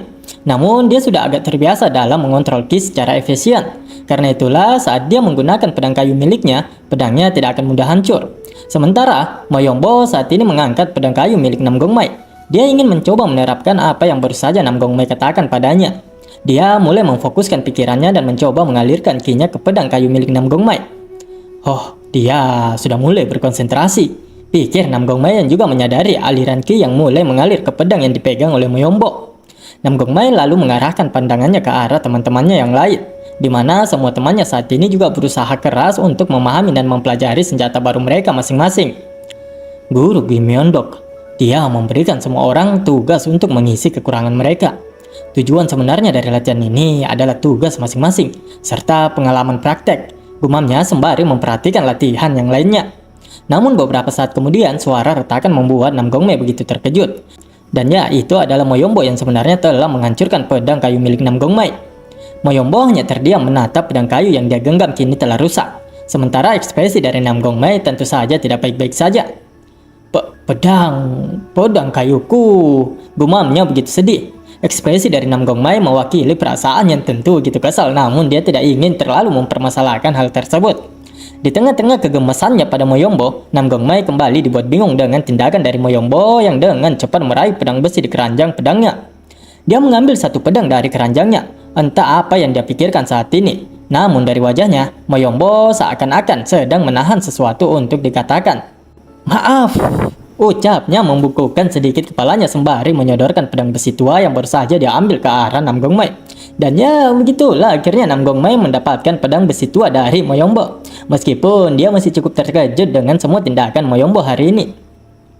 Setelah memberi sedikit saran kepada Moyombo, Nam Gongmai kembali ke dalam kediamannya dan mengenakan kembali bajunya yang entahlah itu baju berapa hari sudah dipakai tidak dicuci-cuci. Dasar manhua. Meskipun dia menyadari bahwa dirinya belum sepenuhnya sembuh, namun tekadnya jauh lebih besar. Dia berpikir jika mereka tidak bisa terus-terusan menunda keberangkatan kelompok mereka hanya karena dirinya yang terluka. Dia lalu meraih pedang besi tua yang diberikan Moyombo sebelumnya dan melangkah keluar untuk menemui rekannya yang lain. Aku pasti akan melindungi orang-orang ini, gumamnya melihat orang-orang dari kelompok pedagang yang saat ini sudah bersiap-siap untuk melanjutkan perjalanan mereka. Suara tua yang tidak begitu pelan kemudian terdengar dari belakangnya yang mengejutkannya. Jangan memaksakan dirimu, bocah Nam Gong, ucap kakek pemabuk yang sedang duduk santai tepat di depan pintu. Oh, dia tetua yang menyelamatkanku, gumam Nam Gongmai. Nam Gongmai tanpa pikir panjang langsung mengepalkan tinjunya dan menundukkan sedikit kepalanya. Terima kasih sudah menyelamatkanku. Maaf telat memperkenalkan diri. Namaku Nam Gongmai dari klan Nam Gong. Ucapnya memperkenalkan diri sekaligus berterima kasih atas penyelamatan dari kakek pemabuk sebelumnya. Baru sekarang kau menyapaku. Ikutlah denganku dulu, ucap kakek Syogol. Namun dengan hormat Nam Gongmai menolaknya. Dia meminta maaf dan akan mengunjungi tetua Gaibang itu secara terpisah setelah perjalanan mereka selesai. Dan lalu dia izin permisi untuk berkumpul dengan rekannya yang lain. Tentu kakek Syogol bukanlah orang yang berpikiran sempit dan mengerti apa yang dikatakan oleh Nam Gongmai. Dia membiarkan Nam Gongmai untuk berkumpul terlebih dahulu dengan kelompoknya. Instruktur Yang Jung Hyuk yang menyadari kedatangan Nam Gongmai langsung menyapa dan menanyakan keadaan dari Nam Gongmai. Nam Gongmai mengakui kalau ia saat ini sudah bisa bergerak bebas. Ya, meskipun sebenarnya kondisinya belumlah sepenuhnya pulih. Pertanyaan sang instruktur sebelumnya membuatnya sedikit kecewa pada dirinya sendiri. Dia menyadari bahwa ternyata dia telah membuat semua orang menjadi khawatir dengan kondisinya. Ini mungkin cuma praktek, tapi perlu diingat, keselamatan kalian sendiri itu penting. Camkan itu, ucap sang instruktur dengan tegas mengingatkan para muridnya itu untuk terus berhati-hati yang pastinya diiakan secara serentak oleh mereka. Para warga desa juga melepaskan kepergian kelompok Nam Gongmai dengan penuh sukacita. Teriakan terima kasih karena telah menyelamatkan mereka terus saja terdengar dan bergema dari para warga. "Kakak, hati-hati, kalian harus datang lagi ya nantinya," teriak bocah yang diselamatkan oleh Nam Gongmai sebelumnya. Para murid juga melihat warga desa dengan penuh kepuasan dan senyum. Bagaimanapun mereka memiliki kebanggaan tersendiri karena telah menyelamatkan desa tersebut. Selain itu, karena desa ini juga, mereka mendapatkan pelajaran yang sangat penting serta kelima orang ini juga mulai semakin akrab. Tidak terasa waktu berlalu, mereka kini telah melanjutkan perjalanan dan benar-benar telah pergi jauh dari desa sebelumnya. Kenapa tetua itu masih mengikuti kita ya? Tanya Wang Yikyun pada instruktur Yang Jung-hyuk. Yang Jung-hyuk lalu menoleh ke belakang untuk melihat orang yang dimaksud oleh Wang Yikyun. Dan tentu saja dia adalah tetua Gaebang, si kakek pemabuk Xiaogul. Dengan sedikit rasa kesal dan pasrah, instruktur Yang Jung-hyuk mengatakan kalau dia sendiri juga tidak tahu alasan apa kakek Xiaogul mengikuti kelompok mereka. Tapi lokasi markas mereka ada di Tianjin. Jadi sepertinya dia akan menuju ke arah yang sama, ucap sang instruktur. Wang Yikyun tersenyum dan tertawa kecil. Meskipun begitu, dia juga senang dengan kakek Xiaogul mengikuti mereka. Itu karena menambah rasa amannya pada perjalanan kali ini. Meskipun mereka ini sedang dalam perjalanan, namun kejadian sebelumnya membuat mereka semua tidak bisa untuk tidak terus melanjutkan pelatihan mereka dengan senjata yang telah diberikan. Kakek Xiaogul lalu berjalan menghampiri Jegalmi yang sedang melatih Yumgong. "Kau anak dari keluarga Jegal kan? Kau berlatih Yumgong kan?" ucapnya. Yumgong merupakan sebuah teknik suara. Jegalmi membenarkan ucapan kakek Xiaogul. Dia mengatakan kalau dia tidak bisa memahami esensi sebenarnya dari teknik ini. Dia juga berkata kalau kakek Xiaogul pasti berpikir kalau dirinya tidak akan bisa menguasainya. Kakek Xiaogul menghiburnya sedikit. Beliau mengatakan kalau Jegalmi seharusnya bisa menggunakan senjata tersebut dengan baik. Tentu saja wajah yang penuh kesombongan dan kebanggaan itu langsung terlihat jelas di wajah Jegalmi. "Ya, tentu saja," ucapnya dengan penuh percaya diri. "Anak dengan bakat sempurna sepertimu mungkin bisa menggunakannya dengan bebas setelah 3 tahun, ucap kakek Xiaogul yang tentu saja mengejutkan Jegalmi. Makan tuh kepedean kan? "Hah? Tiga tahun?" ucapnya dengan rasa ketidakpercayaan. "Ya iyalah, Yumgong itu tidak mudah untuk dipelajari tahu," balas kakek Xiaogul. Kakek Xiaogul melanjutkan ucapannya. Dia mengatakan tidak peduli seberapa mudahnya seni bela diri. Semua itu masih bergantung pada usaha serta latihan supaya berhasil. Mana mungkin kau bisa memahaminya dengan mudah. Jegalmi hanya tertegun mendengar kalimat-kalimat yang dilontarkan oleh kakek Xiaogul itu kepadanya. "Apa kau pernah berpikir kenapa guru bodohmu itu memberimu seruling?" tanya kakek Xiaogul. Tentu saja Jegalmi hanya bisa diam dan mengatakan kalau tidak tahu sama sekali. Karena pertanyaan dari kakek Xiaogul itu pula Jegalmi baru tersadar kenapa dia tidak pernah kepikiran tentang hal tersebut. Padahal Nam Gongmei sendiri sudah sadar tuh dari sebelum-sebelumnya. Terkadang orang pintar bisa tertipu dengan triknya sendiri. Coba lihat dari perspektif yang berbeda, anak muda Jegal, ucap kakek Xiaogul yang memberikan sedikit nasihat dan saran kepada Jegalmi. Kakek Xiaogul kemudian berjalan meninggalkan Jegalmi dengan tawa yang tidak begitu kuat. Namun di sisi lain, Jegalmi tertunduk merenungi semua perkataan yang telah diucapkan kakek Xiaogul sebelumnya. Tidak lama kemudian, Yul Reong kita ubah jadi Yumreong biar nara muda ya kawan-kawan. Ya daripada tambah belibet ya kan. Tidak lama kemudian, Yumreong yang awalnya cukup santai berjalan seketika berhenti karena menyadari bahwa di sekitar area ini ada pergerakan yang tidak wajar. "Di dekat sini ada pertarungan," gumamnya dengan pelan dan sedikit gelisah. Kakek Xiaogul yang menyadari apa yang dirasakan oleh Yumreong tidak bisa tidak melontarkan pujian di benaknya. "Anak ini punya indera yang bagus," gumam kakek Xiaogul. Kakek Xiaogul yang penasaran apa yang sebenarnya terjadi di dekat sini lalu menggunakan teknik untuk melihat pertarungan itu. Ki dari kakek Xiaogul dengan cepat menyelimuti kedua matanya. Tentu ini adalah hal mudah baginya. Bagaimanapun dia adalah seorang pemabuk dari sekte pengemis, salah satu tetua Gaebang, Hai Xiaogul. Teknik penglihatan dari kakek Xiaogul dengan cepat sampai ke area pertarungan yang belum diketahui dari kelompok mana saja ke kedua kelompok yang sedang bertarung ini. Kedua kelompok ini bertarung dengan begitu sengit. Suara pedang bergeseran di antaranya. Lagi-lagi bandit. Orang itu kelihatannya dia murid dari sekte Imei, ucap kakek Xiaogul. Mendengar kata sekte Imei seketika membuat Wan Piu begitu terkejut. Dia tiba-tiba jatuh pada lamunannya. Apakah Wan Piu memiliki hubungan terhadap sekte Imei? Ya, kita akan tahu ya kawan-kawan seiring berjalannya cerita. Sang narator membawa kita ke masa lalu dari Wonpil, tepatnya pada saat Wonpil masih berada di kuil Biksu Shaolin. Wonpil pada waktu itu hanyalah seorang anak yang sangat patuh pada aturan. Saat dia sedang menyapu halaman, teman-teman lainnya sedang berlomba-lomba memanjat pagar untuk melihat seseorang yang baru saja tiba di tempat mereka. Wonpil yang baru berusia 6 tahun pada waktu itu tentu saja bertanya-tanya apa yang sebenarnya terjadi. Mengapa teman-teman mereka rame-rame seperti itu? Bisa-bisanya murid Buddha sangat peduli dengan apa yang terjadi di dunia luar. Hai syaish. Wonpil hanya mendengus melihat teman-temannya yang begitu bersemangat.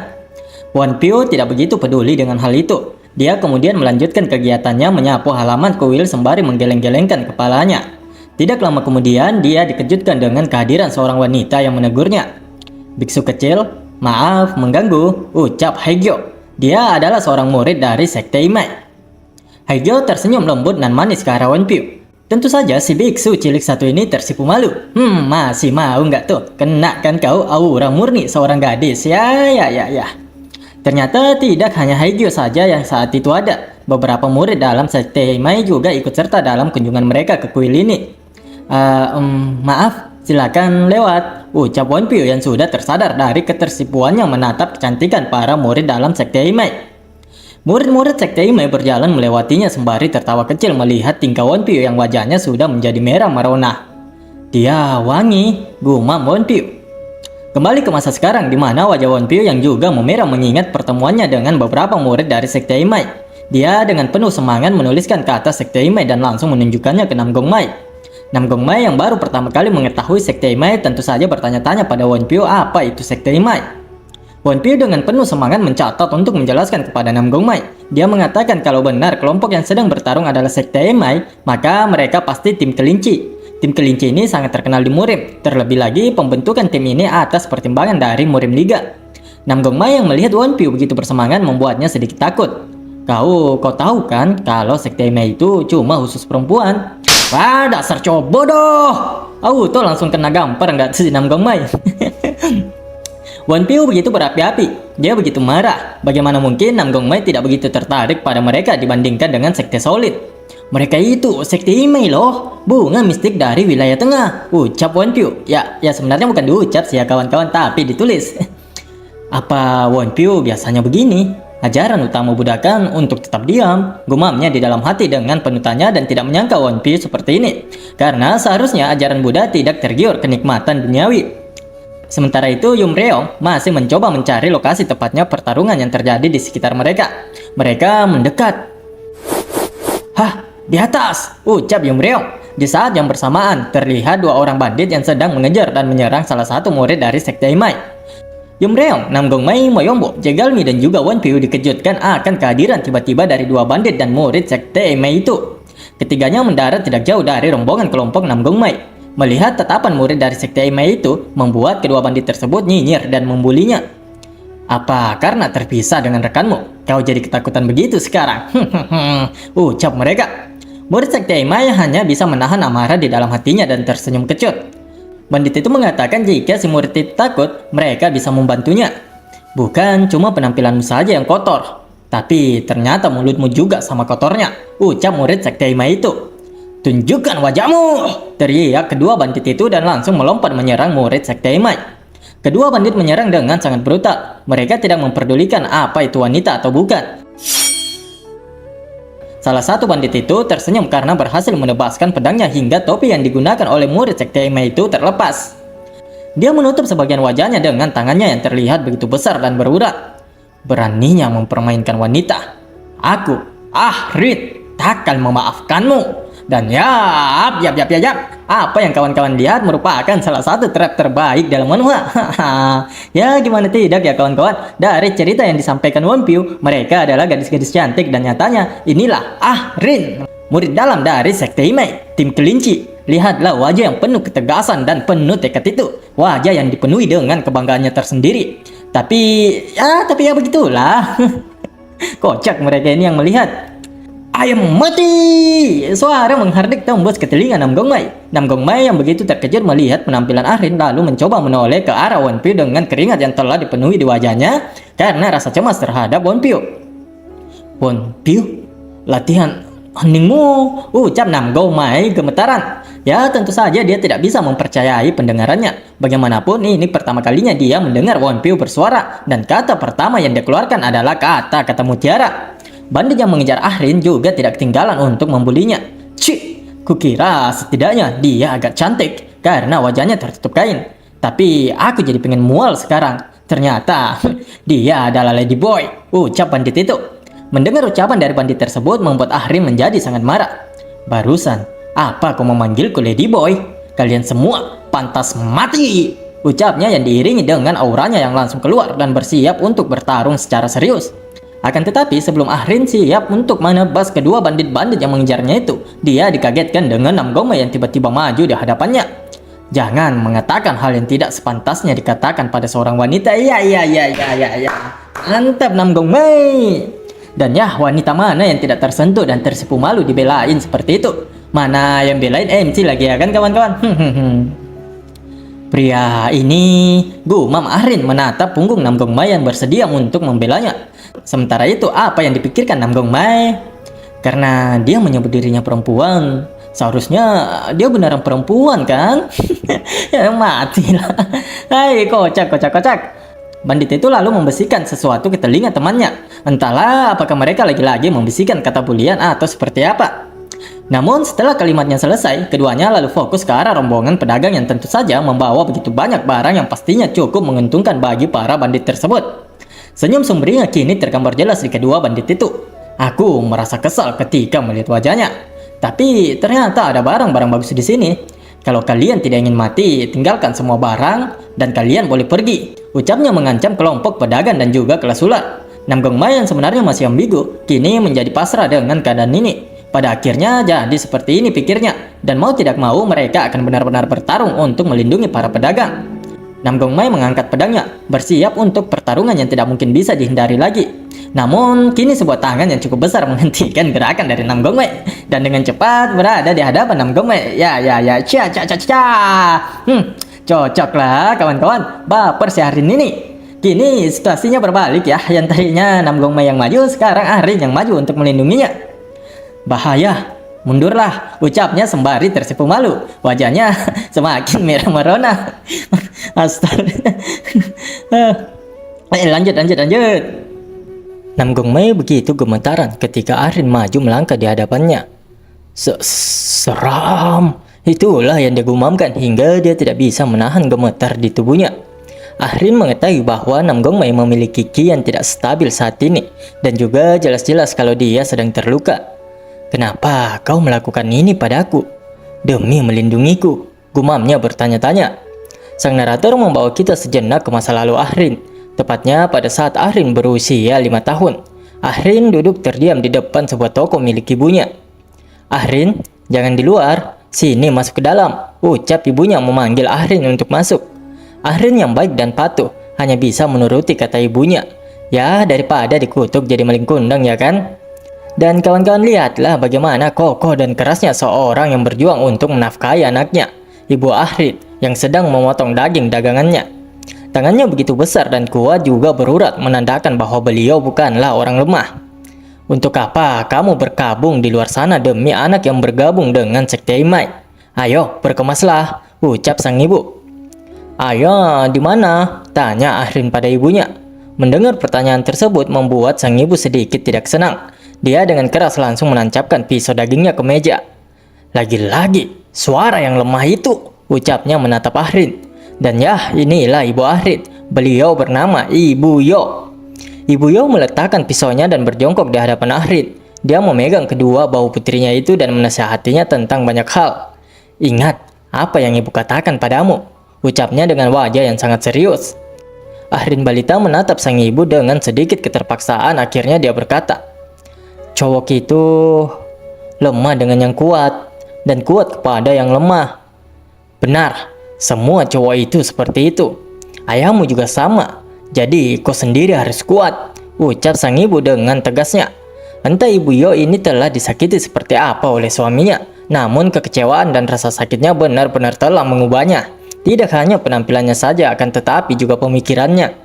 Dia selalu mengatakan kepada putrinya untuk menjadi lebih kuat. Lihatlah bagaimana Ibu Yo yang sangat kuat ini. Dada yang begitu kekar dan keras, lengan yang penuh dengan otot dan berurat. Apa tidak ada cowok lemah tapi tidak menyerah dengan yang kuat? Tanya Ahrin yang masih begitu polosnya. Yah, kalau ada cowok seperti itu, kau harus buat dia jadi milikmu. Pantas ya, si Ahrin itu kayak gimana-gimana gitu, lihat Nam Gongmai. Kita kembali ke masa sekarang, di mana Ahrin yang masih tersipu malu karena Nam Gongmai. Nam Gongmai yang disuruh mundur oleh Ahrin juga tidak membantahnya dan langsung mengiyakan apa yang dikatakan oleh Ahrin. Aku akan mengurus semua ini. Jadi kamu kembalilah, ucap Ahrin malu-malu. Kau melihat kemana? Teriak dua bandit yang tiba-tiba sudah melompat dan berada di atas Ahrin dengan pedang mereka yang siap ditepaskan. Kini lebih banyak lagi anggota para bandit yang bermunculan. Kedatangan para bandit tentu membuat para pedagang menjadi semakin panik. Mereka pastinya tidak menyangka ada begitu banyak bandit di sekitar sini dan kini berdatangan ke tempat mereka. Grup ular, bersiaplah untuk bertarung, teriak instruktur Han Jung Hyuk pada murid-muridnya. Moyombo, Jegalmi, dan juga Yumreong kini telah bersiap untuk menghadapi para bandit. Moyombo langsung meraih satu pedang di punggungnya. Refleks yang sangat baik dari Moyombo yang bisa dengan cepat meraih pedang dan menangkis pedang salah satu bandit yang ternyata langsung menyerangnya. Moyombo mengingat saran dari Nam Gongmai agar dia sebisa mungkin menghindari semua serangan langsung, dan yang terpenting adalah dia harus mengontrol ki-nya. Kontrol ki-ku, aku tidak terlalu bisa untuk mengontrol ki milikku. Tapi setidaknya, Moyombo lalu melepaskan pedang yang digunakan untuk menangkis serangan barusan. Di saat bersamaan, bandit yang menyerang Moyombo juga dipaksa untuk mundur. Moyombo dengan cepat kembali meraih satu pedang lagi di keranjang pedangnya. Meskipun dia tidak mampu mengontrol ki-nya dengan baik, namun berkat saran yang diberikan oleh Nam Gongmai padanya, akhirnya dia bisa memikirkan cara untuk mengatasi kelemahannya itu. Aku akan mengganti pedangku sebelum hancur, gumamnya. Lagi dan lagi, Moyombo kembali melemparkan pedangnya ke atas sesaat setelah dia mengayunkannya sekali saja. Bajingan kecil, ini sudah gila. Kau kelihatan seperti serangga, ucap bandit itu yang sudah sangat marah karena Moyombo yang selalu berhasil menangkis serangannya. Pedang keduanya berbenturan dengan sangat kuat, dan setelah itu, kembali Moyombo melemparkan pedangnya. Ketiga pedang tua miliknya telah dia gunakan. Moyombo kini juga berada tepat di atas bandit botak itu. Moyombo meraih pedang yang masih berputar di udara. Kali ini dia tidak lagi menahan ki yang dia edarkan ke bilah pedang tuanya itu. Sword Massive Lightning Strike. Moyombo melesat turun dengan cepat disertai teknik pedang miliknya. Dan yap, pedang milik Moyombo berhasil menancap tepat di dada kiri dari bandit yang menyerangnya. Akhirnya aku menemukan jalanku sendiri. Gumam Moyombo tersenyum dan begitu senang karena berhasil menemukan cara untuk menggunakan pedang yang tidak berkualitas itu. Moyombo memang berhasil menaklukkan lawannya, namun bukan berarti pertarungan di tempat itu telah berakhir. Kini dua orang bandit bersamaan menyerang Jegalmi. Saat ini, aku cuma bisa menggunakan suara untuk mendorong mereka. Aku harus memikirkan alasan kenapa Gui Myeondok memberiku seruling ini, gumam Jegalmi. Aku butuh pandangan yang lebih luas, lanjutnya. Namun sesaat kemudian dia tersadar sesuatu. Keheningan ini biasanya tidak sehening ini. Seruling ini, gumamnya penuh tanya di benaknya. Seruling yang digunakan oleh Jegalmi memang bukanlah seruling biasa. Itu merupakan seruling yang terbuat dari kumpulan bambu hitam. Karena kekuatan serta elastisitasnya sama seperti baja, bambu hitam adalah bahan yang langka. Jegalmi akhirnya menyesali pemikirannya selama ini. Dia bergumam jika dia benar-benar sudah berpikiran sangat pendek. Dan kemudian Jegalmi mengubah gaya bertarungnya.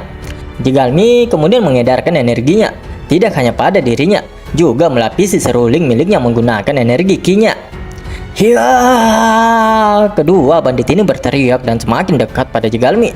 Tong kosong nyaring bunyinya. Begitulah kedua bandit ini hanya bisa berteriak. Namun satu tebasan dari Jegalmi yang menggunakan seruling pemberian guru Gui Myeondok langsung menghempaskan kedua bandit yang hendak menyerangnya.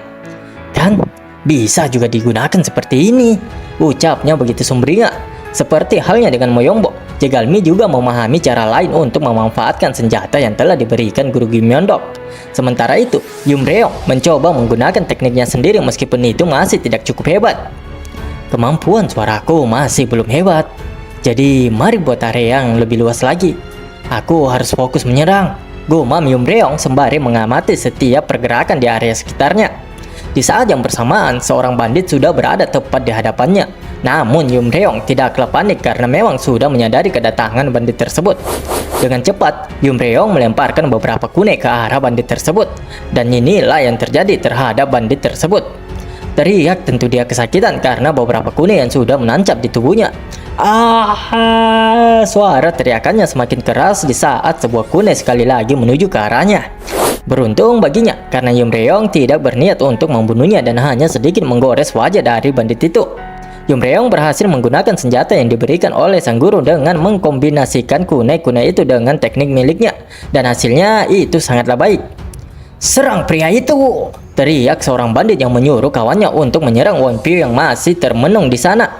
Wonpyo seakan benar-benar tidak peduli dengan kedua bandit yang semakin mendekat ke arahnya. Wajahnya begitu kusam dan menyeramkan.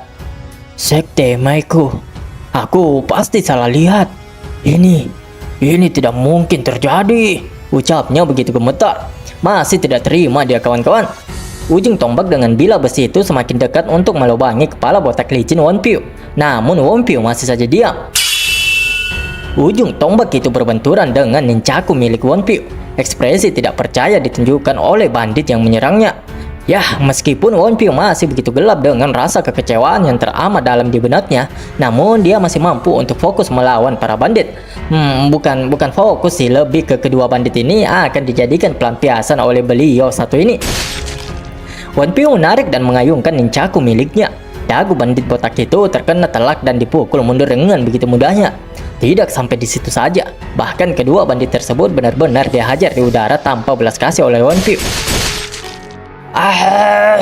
Aku lagi kesal. Kalian semua matilah sekarang. Ucapnya dengan begitu geram dan marah. Bahkan urat-urat di kepalanya pun bermunculan. Entah Nara mau mengatakan Wonpyo berhasil menggunakan nunchaku dengan baik, ataukah ini efek dari rasa sakit hatinya. Sementara itu di sisi lain, Ahrin yang sebelumnya telah dilompati oleh dua orang bandit kini mengeluarkan aura yang cukup kuat. Ahrin dengan sangat mudah mampu melumpuhkan kedua bandit tersebut, bahkan tanpa menggunakan pedangnya. Nam Gongmai begitu takjub melihat seni bela diri dari Ahrin yang mampu dengan mudah mengalahkan dua orang bandit itu. "Ini adalah seni bela diri Monifah," ucap Ahrin menatap kedua bandit yang sudah babak belur. Seperti yang Nara katakan sebelumnya, Ahrin tidak menggunakan pedangnya, malah hanya menggunakan tinjunya. Bisa dilihat dari tinju Ahrin yang sudah dilumuri oleh darah. Temanku," ucap bandit itu, dan hanya bisa diiyakan oleh temannya. Bagaimanapun mereka saat ini untuk berbicara saja sudah tidak sanggup karena telah dibuat bonyok oleh Ahrin. "Ngapain kau mengangkat pedangmu kalau ujung-ujungnya kau memukul mereka dengan tinju itu?" gumam Nam Gongmai keheranan. Entahlah orang ini perasaannya campur aduk ya kawan-kawan, antara heran, takjub, dan juga ngeri. Ahrin membalikan badannya dan kembali berhadapan dengan Nam Gongmai. Yah, berhadapan dengan begitu dekat. "Jadi, begini, kasih tahu nama kamu dong," ucap Ahrin ragu-ragu.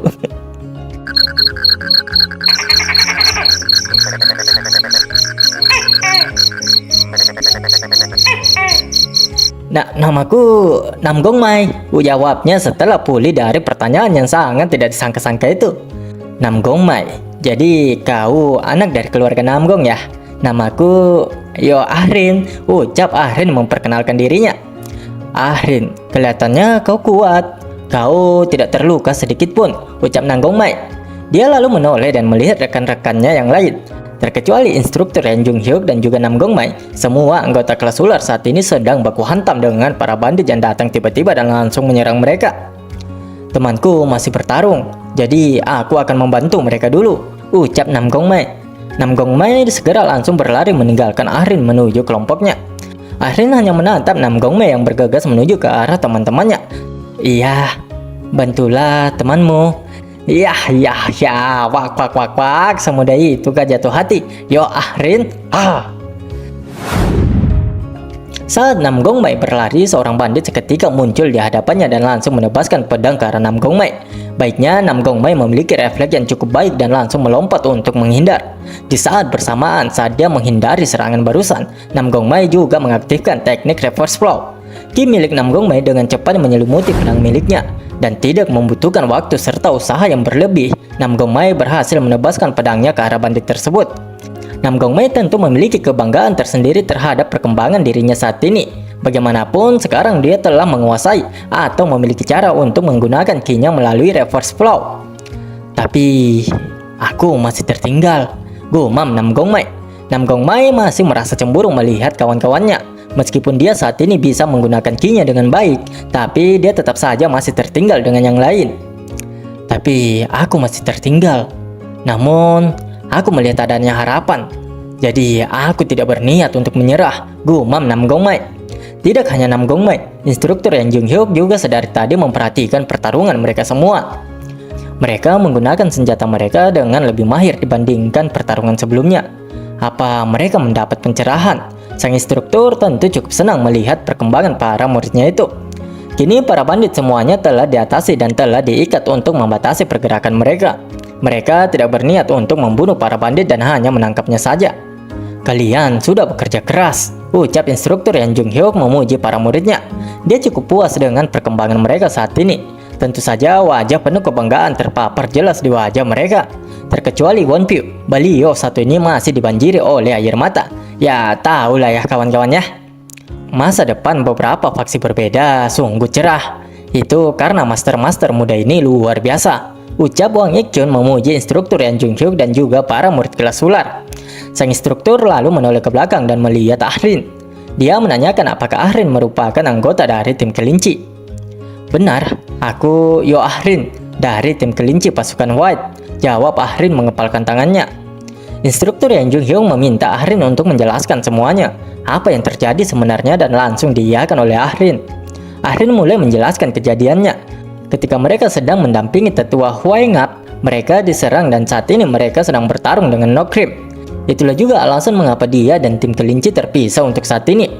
Memahami situasi saat ini, instruktur Yang Jung Hyuk memutuskan untuk menemukan anggota lainnya dari tim kelinci terlebih dahulu.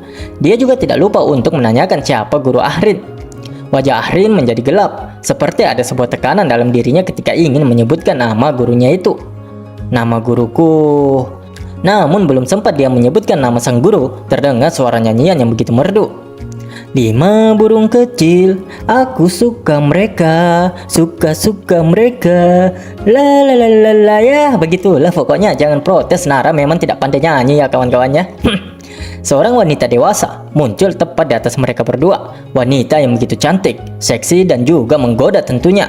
Dan ya, lihatlah, beginilah ekspresi kawan-kawan semua. Ya kan, ngaku ndak tuh? Atau seperti si kakek pemabuk yang datar ini. Guru mereka seorang peri, anak yang lahir seperti mutiara, ucap kakek Shogun. Dia adalah guru peri terbang merah, Yun Wi, dan mari panggil dia sebagai guru Yun Wi. Oh, itu dia muridku yang hilang, ucapnya melihat Ahrin. Ahrin, tahu tidak berapa lama aku mencarimu, ucapnya. Ahrin hanya bisa tertunduk dan meminta maaf kepada gurunya itu. Baiklah, karena kau bersikap sopan. Tapi ini terakhir kalinya aku memaafkanmu. Atau haruskah aku menghukummu? Ucap guru Yunwi dengan sangat mengintimidasi muridnya itu. Cantik sih, tapi ya tak apalah, biar abang yang cuci piring kalau kayak gini. Melihat kemarahan guru Yunwi, instruktur Yang Jung Hyuk langsung meraih bahu guru Yunwi untuk menenangkannya. Anak-anak memang harus dihukum, tapi tunggu ketika kita kembali ke akademi, bujuk sang instruktur. Guru Yunwi seakan tidak terima dengan instruktur Yang Jung Hyuk yang memegang bahunya seperti itu. Dia memutar badannya dan memancarkan aura yang tentu saja membuat sang instruktur sedikit panik. Namun yang terjadi adalah, guru satu ini lebih parah ternyata dari muridnya. Melihatmu yang menatapku dengan tatapan seram seperti itu, apa kamu mencoba menghukumku, Sword Demon kecil? Ucap guru Yunwi dengan suara yang menggoda dan mendayu-dayu.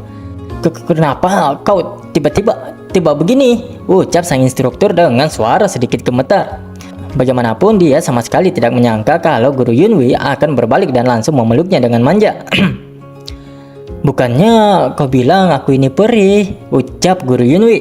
Percakapan yang sebenarnya tidak amat-amat penting yang Nara masukkan, namun begitulah Nara yang ternyata telah didengar dan diintai sejak awal oleh salah satu tokek hijau dari balik pohon yang tidak jauh dari tempat mereka. Namun sepertinya tokek hijau ini tidak mendapatkan tugas untuk melakukan penyerangan langsung terhadap kelompok Namgongmai. Setelah menyaksikan semua kejadian serta percakapan antara para bandit kelas ular dan juga kelas kelinci, tokek hijau itu langsung menghilang dan meninggalkan tempat tersebut. Tidak lama kemudian, sang pengarah memperlihatkan kita di mana si tokek hijau ini telah sampai di sebuah rumah. Rumah ini merupakan markas dari para ninja bayaran tersebut. Dia lalu meminta izin untuk melaporkan semua yang telah dia saksikan dan juga dengar. Bos tokek itu lalu menanyakan bagaimana situasinya. Untuk memudahkan penyebutannya, kita sebut saja dia Aran untuk sementara waktu sampai diperkenalkan nama sebenarnya. Meskipun perawakannya mirip si Dai X, tapi di dahinya tidak ada tanda X itu. Bawahnya kemudian menjelaskan bahwa mereka telah menghasut semua bandit yang ada untuk menyerang setiap orang yang lewat. Mereka juga pada akhirnya menemukan para tetua di perjalanan itu. Kita tidak bisa bergerak karena tetua dari sekte atas bersama mereka. Jadi kita hanya perlu mengikuti mereka dengan hati-hati untuk saat ini, ucap Aran. Tidak lama kemudian seekor burung merpati pengantar pesan masuk dan langsung hinggap di tangan Aran. Saat membuka surat tersebut, ekspresi dari Aran menjadi sangat terkejut. Mai, atau dalam bahasa para assassin tokek hijau itu, izin diberikan. Entah izin atas misi apa yang diberikan kepada Aran untuk memulainya. Perintah ini sepertinya merupakan sebuah perintah yang telah dinanti-nantikan oleh Aran. Bagaimana tidak, ekspresi Aran begitu serius menatap surat yang dia genggam. Kita sudah mendapatkan izin, ucapnya dengan serius. Setelah membaca isi surat yang hanya satu kata itu, Aran langsung merobeknya. Pergi dan laksanakan rencananya malam ini juga, perintah Aran. Tidak lama kemudian setelah Aran memberikan perintah di aula, kini terdapat begitu banyak assassin yang telah berkumpul. Para assassin ini merupakan assassin-assassin yang telah terlatih dan sudah terbiasa untuk membunuh. Tatapan mereka memberikan intimidasi yang sangat membunuh. Niat membunuh begitu kuat terpancar dari tatapan mereka. Aran lalu mengeluarkan sebuah kotak, yang mana kita ketahui kotak ini juga yang menjadi misteri dan tanda tanya bagi kelompok Namgongmai. Kali ini, aku akan membunuh mereka semua. Penatua itu, dan juga bocah itu, ucapnya dengan begitu marah. Berarti benar ya kawan-kawan kalau dia ini adalah si Dai X yang sebelumnya menyerang Namgongmai. Tapi ya sudahlah, tetap kita panggil Aran saja karena memang tidak memiliki nama. Kita tinggalkan sejenak para tokek hijau itu. Dan mari kita lihat Guru Yunwi yang masih genit ke instruktur Yang Junghyuk hingga dia keringat dingin. Guru Yun, tolong minggir. Namun Guru Yunwi mengabaikan ucapan instruktur dan malah semakin merapatkan tubuhnya. Mana di tengah-tengah semua orang lagi. Ternyata instruktur Yang Junghyuk juga bisa bingung. Gumam semua murid-murid kelas ular itu. Jatuh, benar-benar jatuh marwah ketegasan dari sang instruktur kali ini. Guru! Kak Ahrin! Terdengar suara dari dalam hutan yang memanggil Guru Yunwi dan juga Ahrin. Namgongmai dibuat bertanya-tanya dengan suara yang barusan dia dengarkan. Sepertinya teman-temanku mau kemari, ucap Ahrin yang mendekat ke Namgongmai. Hah? Anggota tim kelinci? Balas Namgongmai. Ahrin membenarkan ucapan Namgongmai dan lihat ekspresinya. Susah memang kalau namanya lagi jatuh hati. Wonpi yang mendengar kalau orang yang akan datang itu adalah murid dari sekte Imai, tentu menjadi orang yang paling tidak sabar menantikan kehadiran mereka saat ini. Hah? Murid-murid sekte Imai? Mungkin hanya cewek ini saja yang aneh. Murid sekte Imai yang lain pasti beda. Itu mereka datang. Gumam Wonpi yang benar-benar tidak sanggup lagi untuk segera melihat kecantikan dari para murid sekte Imai. Yah, mereka datang. Hore, yes, ucapnya begitu sumringah. Matanya berbinar-binar, berbintang-bintang, begitu bersemangat untuk menyambut para murid sekte Imai. Kak Ahrin! Teriak mereka yang begitu mengkhawatirkan Ahrin. Dan ya, ternyata semua murid sekte Imai di tim kelinci saat ini adalah wanita-wanita dengan badan yang kekar. Tapi ini asli wanita ya kawan-kawan ya. Jelas hancur kini hati dari Wonpi menyaksikan semua kecantikan yang ada di kenangannya kini seperti ini. Ia benar-benar membatu tak berkutik. Hancur hatinya bagai kaca yang dilempar batu. Wonpi sama sekali tak bisa merespon hal ini dengan baik. Bahkan ketika para murid sekte Imai melewatinya, dia masih diam membatu. Ini sebuah kata yang terdengar sebelum akhirnya beliau satu ini jatuh pingsan ke tanah. Namgongmai segera berlari ke arahnya. Orang-orang sekitar hanya bisa keheranan melihat Wonpi yang tiba-tiba pingsan di sana. Parah cok. tim kelinci. Di antara murid-murid sekte Ime, yang terbaik akan dipilih menjadi anggota tim kelinci. Di antara mereka, Yo Ahrin dirumorkan akan jadi bulan selanjutnya. Dialah yang paling menonjol di antara murid lainnya yang berasal dari sekte Ime. Di Sichuan, di mana sekte Ime berada, popularitasnya tak tertandingi. Apalagi karena dia selalu bersimpati dan bersikap baik serta mengurusi mereka yang lemah. Ahrin adalah sosok yang begitu disayangi oleh semua orang. Oleh sebab itu, dia dipanggil gadis kooperatif.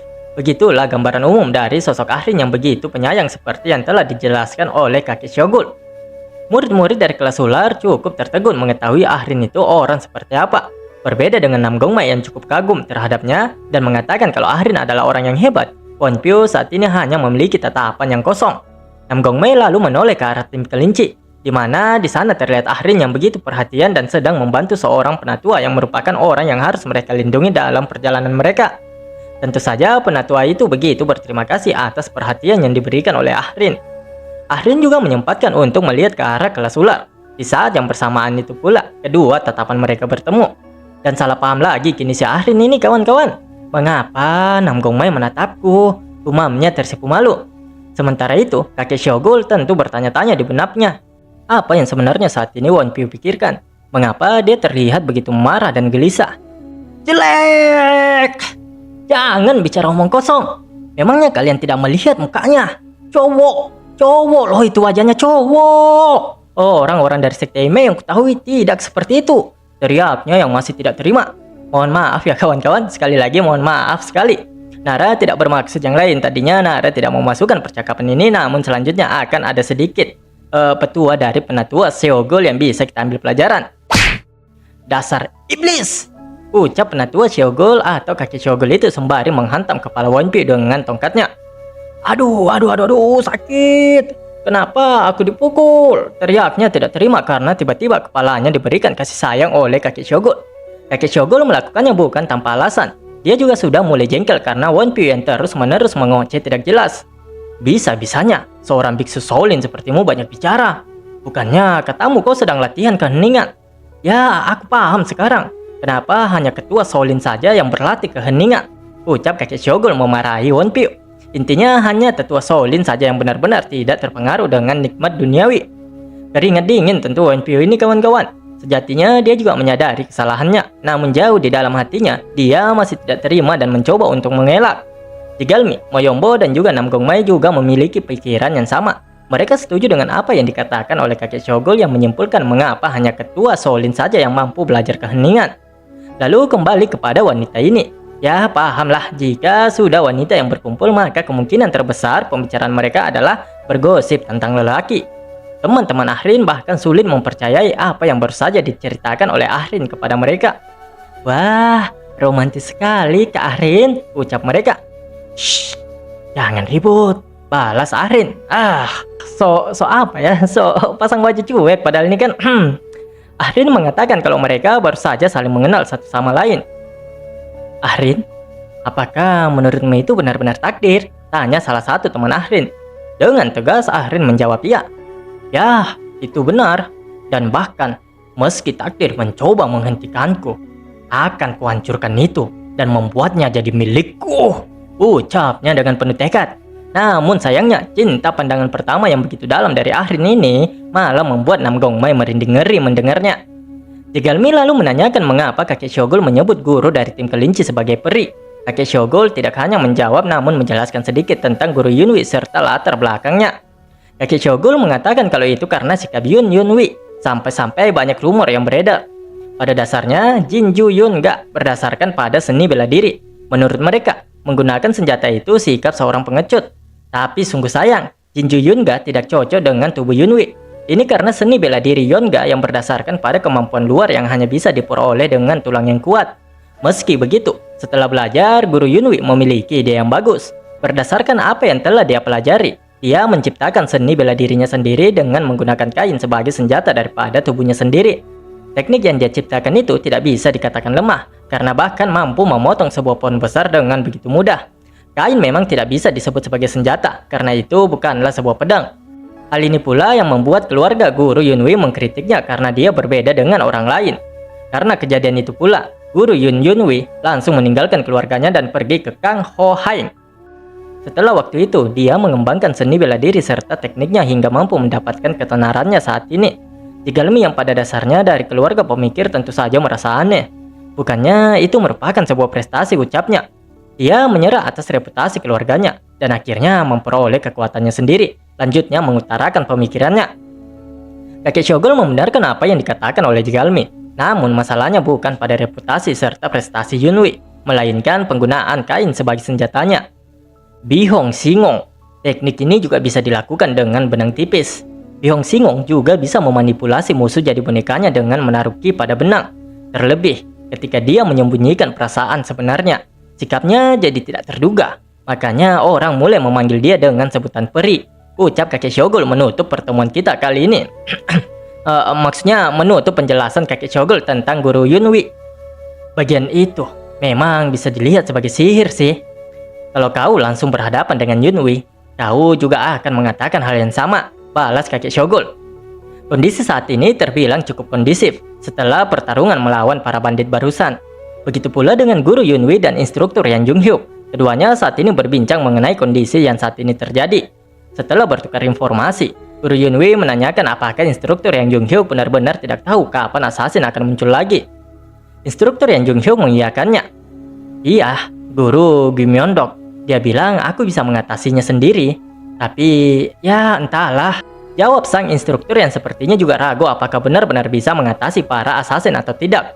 Ditambah lagi, aku ragu apa Gimyeondok itu layak jadi guru atau tidak. Apa dia percaya sama muridnya? Atau malah membuat mereka dalam bahaya, balas Guru Yunwi dengan nada meremehkan. Mungkin dia percaya sama anak-anak, jawab instruktur Yan Junghyuk. Dan seperti biasa ya kawan-kawan, selalu ada pemeran pendukung yang songong. Guru Gimyeondok, aku jadi penasaran, siapa kau sebenarnya? Sombong amat, paling-paling juga diabaikan nih orang kalau ketemu. Maaf, tapi aku punya tugas untuk melindungi tim kelinci. Aku takkan begitu membantu, ucap Guru Yunwi pada sang instruktur. Selain itu, penatua Hua Yang Pa juga dalam kondisi yang tidak baik. Instruktur Yan Junghyuk tentu memahami situasinya dan tidak mempermasalahkannya. Ya memang sih, penatua yang bernama Hua Yon Yon Ion ini kondisinya secara fisik terlihat sudah tidak baik-baik saja. Terima kasih atas bantuanmu. Meskipun Guru Yunwi tidak berjanji akan membantu instruktur Yan Junghyuk, sang instruktur tetap mengucapkan terima kasih padanya, terlepas apakah Guru Yunwi akan membantu atau tidak ke depannya. Tidak, aku malah berpikir, aku mungkin bisa jadi suka denganmu duluan kalau aku membantumu, balasnya dengan nada menggoda. Apa? Ucap instruktur kaget. Ya memang ada-ada saja tim kelinci ini kawan-kawan. Meskipun sang instruktur terkejut dengan ucapan Guru Yunwi, namun Guru Yunwi mengatakan kalau itu sekarang sudah terlambat. Semakin terkejut tentunya instruktur Yan Junghyuk. Namun saat ini yang membuatnya begitu terkejut bukanlah ucapan menggoda dari Guru Yunwi ini, melainkan karena kini dia akhirnya menyadari maksud dari kalimat terakhir dari Guru Yunwi. Saat ini aura membunuh dari banyak orang dengan cepat menuju ke arah mereka. Siapakah orang-orang yang datang ini? Para assassin bermunculan satu persatu dari berbagai arah dan mengepung tim ular, tim kelinci dan juga kelompok pedagang. Assassin yang pergerakannya sangat lincah. Mereka musuh yang sulit bagi anak-anak. Aku harus menangani mereka, gumam instruktur Yan Junghyuk. Guru Yunwi juga tidak ingin berdiam diri di situasi saat ini dan akan kembali bergabung dengan timnya. Dengan cepat, kedua orang itu bergegas untuk melindungi murid-murid mereka. Guru Yunwi dan instruktur Yang Junghyuk memang dapat merasakan kedatangan para assassin dengan cepat. Namun tentu saja tidak bagi anak-anak ini. Sampai akhirnya teriakan dari kakek Shogol akhirnya menyadarkan mereka. Mereka datang lagi, teriaknya dengan kencang. Saat ini kelompok tersebut benar-benar telah dikepung dan tidak ada jalan keluar bagi mereka kecuali satu arah, yaitu arah pertarungan. Aran yang sebelumnya memiliki konflik tersendiri terhadap Nanggongmai dan kakek Shogol tentu langsung menargetkan Nanggongmai terlebih dahulu. Dengan cepat, Aran mengetahui posisi Nanggongmai langsung melompat dan kini telah berada tepat di atas kepala Nanggongmai. Dan hanya membutuhkan satu tebasan saja amarahnya akan reda. Namun itu tidak akan mudah ya kawan-kawan. Bagaimanapun, di kelompok ini masih ada orang kuat yang merupakan penatua dari sekte pengemis. Kakek Shogol dengan gercep langsung menangkis serangan dari Aran. Orang-orang bertopeng yang waktu itu, gumam Nanggongmai. Nam Gongmai tidak mungkin tidak mengingat para assassin ini. Meskipun dia berhasil membunuh 2 di antaranya waktu itu, namun dia juga hampir tewas di tangan mereka. Sebelumnya kalian kabur seperti tikus, tapi sekarang mau langsung menyerang begini ya, ucap kakek Shogul merendahkan para assassin yang menyerang. Akan kutunjukkan apa yang kami para tikus ini bisa lakukan, balas Aran yang begitu percaya diri. Dia begitu yakin dengan penyergapan kali ini, kalau mereka tidak akan gagal seperti sebelumnya. Keluarlah sekarang! Teriak Aran memerintahkan para assassin lainnya. Dengan cepat, para assassin kini berdatangan. Dan langsung fokus menyerang ke kelompok Nam Gongmai. Panik pastinya murid-murid dari kelas ular ini. Mereka banyak sekali, gumam Moyombo. Bagaimana ini? Siapa yang akan kami tangani terlebih dahulu? Gumam Nam Gongmai. Moyombo dan Nam Gongmai menjadi linglung karena panik. Mereka bahkan tidak bisa memikirkan apa yang harus mereka lakukan saat ini. Berpencar! Prioritas utama kita adalah melindungi grup pedagang. Teriak Jegalmi memerintahkan mereka. Teriakan dari Jegalmi langsung menyadarkan mereka dan bergegas mengambil posisi masing-masing untuk melindungi para pedagang, terutama kepala pedagang. Moyombo merasa ini benar-benar memalukan. Dia berpikir kalau mereka benar-benar kelihatan seperti orang bodoh. Begitu pula dengan Nam Gongmai yang berpikir bisa-bisanya mereka sampai lupa tujuan dari pelatihan praktek ini. Bukan tanpa alasan. Jika bukan karena Jegalmi yang masih fokus, mungkin mereka benar-benar akan terlambat untuk melindungi grup pedagang. Berkat latihan praktek ini, kini mereka bisa merespon dengan sesuai. Gumam instruktur Yang Junghyuk. Sang instruktur menggenggam gagang pedangnya, bersiap untuk menyerang dan... Kerja bagus, Jegalmi, ucapnya, dan hanya dalam beberapa detik saja, instruktur Yang Junghyuk berhasil menebas beberapa assassin dan langsung menjatuhkan mereka. Namun yang paling panik saat ini tentu saja orang-orang dari grup pedagang. Bagaimanapun, mereka hanyalah orang biasa yang hanya tahu dunia bisnis dan sama sekali tidak bisa menggunakan seni bela diri. Beruntung Moyombo bergerak cepat dan langsung menangkis pedang dari salah satu assassin yang akan menyerang orang dari grup pedagang. Moyombo mengerahkan kekuatannya untuk mendorong mundur assassin tersebut. Meskipun dia berhasil mendorong mundur assassin sebelumnya, sialnya, kini tidak hanya ada satu assassin yang harus dihadapi oleh Moyombo seorang diri. Apakah ini para assassin yang dibicarakan oleh Nam Gongmai? Mereka benar-benar lebih kuat dari para bandit sebelumnya, gumam Moyombo. Tubuh dari para assassin itu kini memudar. Mereka bergerak dengan sangat cepat, berlari mengelilingi Moyombo. Moyombo yang memiliki refleks yang baik berhasil menghindari serangan keempat assassin yang menyerangnya dengan melompat ke udara. Moyombo melemparkan pedang yang dia genggam tadi dan lalu mengambil satu pedang lagi. Energi kini difokuskan ke pedangnya. Moyombo lalu mengeluarkan teknik Jang Cheong Swordsmanship miliknya. Water, boom, teriaknya dan melesat cepat ke bawah. Kelima assassin itu tentu saja tidak hanya diam dan bekerja sama untuk menahan serangan dari Moyombo. Mereka kuat. Apa Nam Gongmai benar-benar berhasil mengalahkan 2 orang seperti mereka? Gumam Moyombo. Setelah berhadapan langsung dengan para assassin ini, Moyombo seakan tidak percaya kalau Nam Gongmai benar-benar berhasil menangani assassin-assassin ini. Serangan Moyombo berhasil menembus pertahanan dari para assassin, dan pedangnya kini berhasil melukai dada dari salah satu assassin tersebut. Dia berpikir, bahkan jika itu hanya sedikit, Moyombo harus lebih unggul dari mereka. Tidak, tubuhku, ucap salah satu assassin yang tidak bisa menggerakkan dan mengendalikan tubuhnya sendiri. Terlihat pula ada beberapa utas benang merah yang kini menggerakkan tubuh dari assassin itu. 2 orang assassin di hadapannya tidak sempat bereaksi dan kini leher mereka telah ditebas oleh rekannya sendiri yang tentu saja menyemburkan begitu banyak darah. Sementara 2 assassin lainnya hanya bisa bertanya-tanya apa yang sedang dilakukan oleh rekannya itu. Mengapa dia menyerang kelompoknya sendiri? Seperti yang kawan-kawan sudah duga. Yap, ini adalah ulah dari Guru Yunwi yang menggunakan teknik Bihong Singong miliknya dan mengendalikan assassin itu hanya dengan benang-benang tipisnya. Membunuh seseorang sepertinya adalah hal yang biasa dilakukan oleh wanita ini. Lihatlah bagaimana manisnya senyumannya itu. Betapa terkejutnya assassin yang dikendalikan oleh Yunwi ketika Guru Yunwi tiba-tiba saja turun dan sudah berada di pundaknya. Guru Yunwi melingkarkan kedua kakinya yang mulus itu di leher assassin. Guru Yunwi memutar kepala assassin itu, dan satu lagi assassin mati tanpa mampu melakukan perlawanan sama sekali. Memang asli nih orang ada sisi psikopatnya. Bisa-bisanya dia masih tersenyum indah seperti itu setelah membunuh beberapa assassin. Hai kelinci, apa yang seharusnya kalian lakukan? Ucap Guru Yunwi pada murid-muridnya. Kami harus mendampingi penatua dengan aman. Ya, itu benar. Jadi waspadalah, balas Guru Yunwi. kembali ke pertarungan antara kakek Shogol dan juga Aran, di mana keduanya memiliki amarahnya tersendiri satu sama lain. Ini tidak berguna, bawahanmu bahkan tidak bisa menangani anak-anak kecil itu, ucapnya membuli Aran. Pertarungan yang dilakukan oleh para murid dari kelas ular memang sangatlah sengit pada levelnya. Meskipun sekilas seharusnya mereka tentu bukanlah lawan bagi para assassin-assassin ini, namun mereka mampu bertahan sejauh ini. Oke, jadi bukan hanya dia. Semua orang bertarung dan jadi tambah kuat ya, ucap Aran.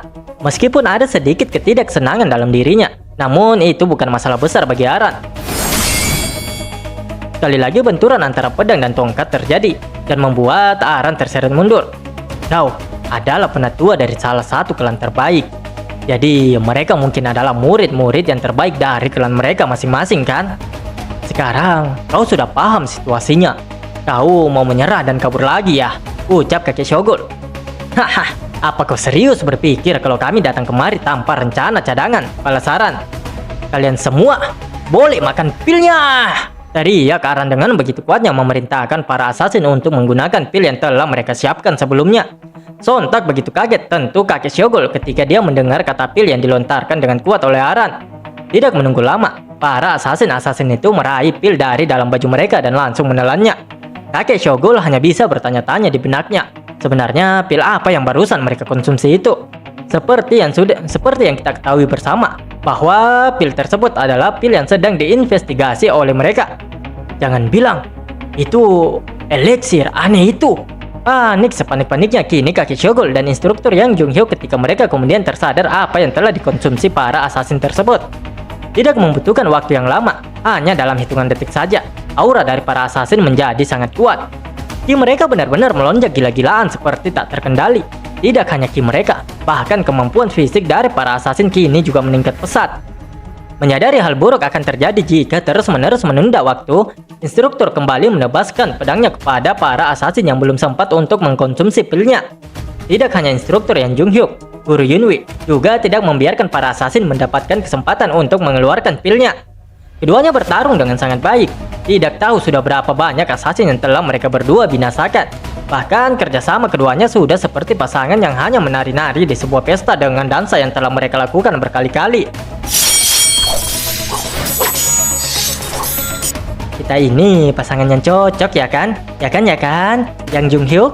Kembali Guru Yunwi mencoba untuk merayu instruktur Yang Junghyuk. Kenapa kita tidak menangani babak selanjutnya bersama-sama juga? Ini bukan waktunya bercanda, Guru Yunwi. Ya jangan marah dong. Aku kan hanya bercanda, balasnya dengan centil. Meskipun Guru Yunwi terlihat bermain-main saja, namun lihatlah para assassin yang sudah tergeletak tak bernyawa. Entah berapa jumlah assassin yang telah dibunuh oleh Guru Yunwi dan juga instruktur Yang Junghyuk hanya dalam hitungan menit saja. Nam Gongmei yang menyaksikan kedua guru itu menidurkan semua assassin-assassin yang terlatih tidak bisa menyembunyikan rasa kekagumannya terhadap Guru Yunwi dan juga instruktur Yang Junghyuk. Keren! Dari 50 assassin, kini hanya tersisa 10, gumamnya. Nam Gongmei juga berkembang pesat selama latihan praktek ini. Meskipun saat ini dia sedang fokus kepada pertarungan lainnya, namun dia dengan cepat menyadari ada serangan dari arah belakangnya. Dengan cepat, dia membalikkan badannya dan mengeluarkan teknik pedang Twin Dragon Twister Transformation yang langsung mengakhiri hidup assassin yang hendak menyerangnya. Dengan situasi saat ini, serta anggota assassin yang semakin lama semakin berkurang karena mati satu persatu, Nam Gongmei begitu yakin jika ini akan menjadi kemenangan mereka. Terdengar suara teriakan yang begitu kuat sekali lagi memerintahkan para assassin yang tersisa. Saat menoleh ke belakang, Nam Gongmei menyadari jika itu adalah pemimpin assassin ini. Lakukanlah! Kalian boleh memakan eliksirnya! Perintah Aran. Nam Gongmei, Arin, dan tim kelinci, Jigalmi, Wonpyo, dan lainnya menjadi begitu waspada saat ini. Tubuh dan kekuatan assassin yang telah selesai menyerap kekuatan dari pil eliksir tersebut benar-benar melonjak, menjadi kuat berkali-kali lipat dari sebelumnya. Memang benar, kini jumlah assassin yang tersisa tidaklah banyak. Akan tetapi masalahnya adalah para assassin yang tersisa ini adalah assassin yang telah menyerap kekuatan dari pil eliksir.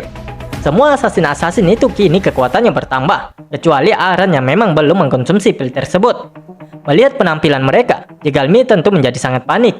Dia juga akhirnya sadar, apa yang dikonsumsi oleh para assassin memiliki kotak yang sama seperti kotak kayu waktu itu. Dalam sekejap mata, assassin telah hilang dari tempatnya. Iya, sangat cepat, gumam Jigalmi. assassin itu langsung menerjang ke arah Wonpyo dengan tinjunya. Meskipun Wonpyo masih sempat menghalau tinju assassin, namun kekuatannya tidaklah cukup dan membuat Wonpyo terlempar. Kekuatan macam apa ini? Gumam Wonpyo. Hanya 1 pukulan dari assassin itu sudah membuat Wonpyo begitu kewalahan untuk menahannya. Bahkan tidak tahu bagaimana kondisi Wonpyo saat ini. Apakah dia masih sadarkan diri, ataukah dia langsung pingsan, atau bahkan dia telah berakhir. Nam Gongmai seakan tidak percaya melihat kekuatan dari assassin itu. Dia jadi tambah kuat setelah makan eliksirnya, gumamnya. Yumryong, cepat lihat kondisi Wonpyo. Baik, Yegalmi layaknya ketua kelas ular saat ini. Dia mengambil keputusan dan mempelajari setiap kondisi pertarungan dengan sangat cepat dan cerdik. Kenapa? Mendadak aku merasa gelisah. Kayaknya aku sudah pernah melihat itu dulu. Gumam Yegalmi dengan serius saat memandangnya assassin yang ada di hadapannya saat ini. Tidak bermaksud mengacaukan ketegangan baku hantam ini. Namun Nara dipaksa oleh sang narator untuk ke suatu tempat yang terlihat begitu menyeramkan, di mana ada 3 mayat yang saat ini sedang bergelantungan dan pastinya siap untuk dimasak segerombolan burung gagak itu. Nok Salgo, nama dari tempat yang menyeramkan serta bengis ini. Diperlihatkan seseorang yang berlutut di belakang pria tua.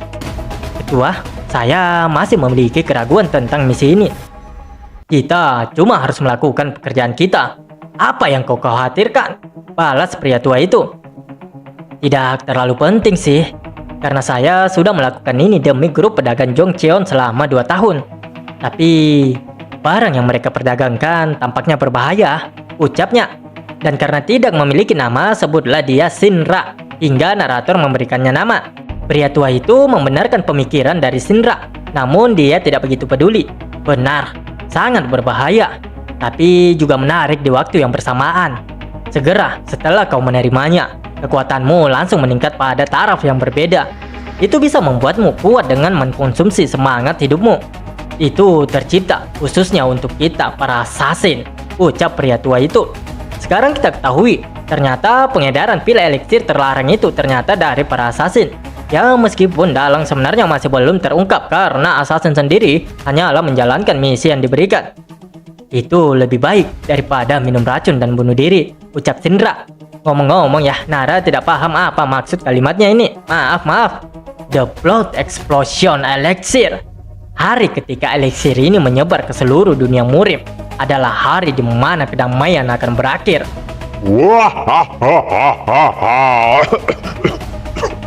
Mampus nggak tuh? Udah tua masih juga mau ketawa jahat. Ya padahal Nara sih memang yang batuk. Nara tidak memberikan nama kepada pria tua ini karena bisa disebut sebagai pria tua assassin atau assassin tua saja. Tapi yang jelas Nara akan memberikan selamat kepada kawan-kawan semua. Selamat bagi kawan-kawan semua yang menjalankan ibadah puasa di bulan suci Ramadan, bulan yang penuh dengan makna, bulan terbaik untuk warpahala, bulan yang sungguh mulia bagi kita umat muslim. Selamat menunaikan ibadah puasa bagi kita yang menjalaninya.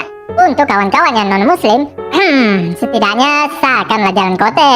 Kalau enggak ya pisang hijau lah kawan. Ya enggak masalah lah, tapi kalau bisa ya belikanlah sekalian.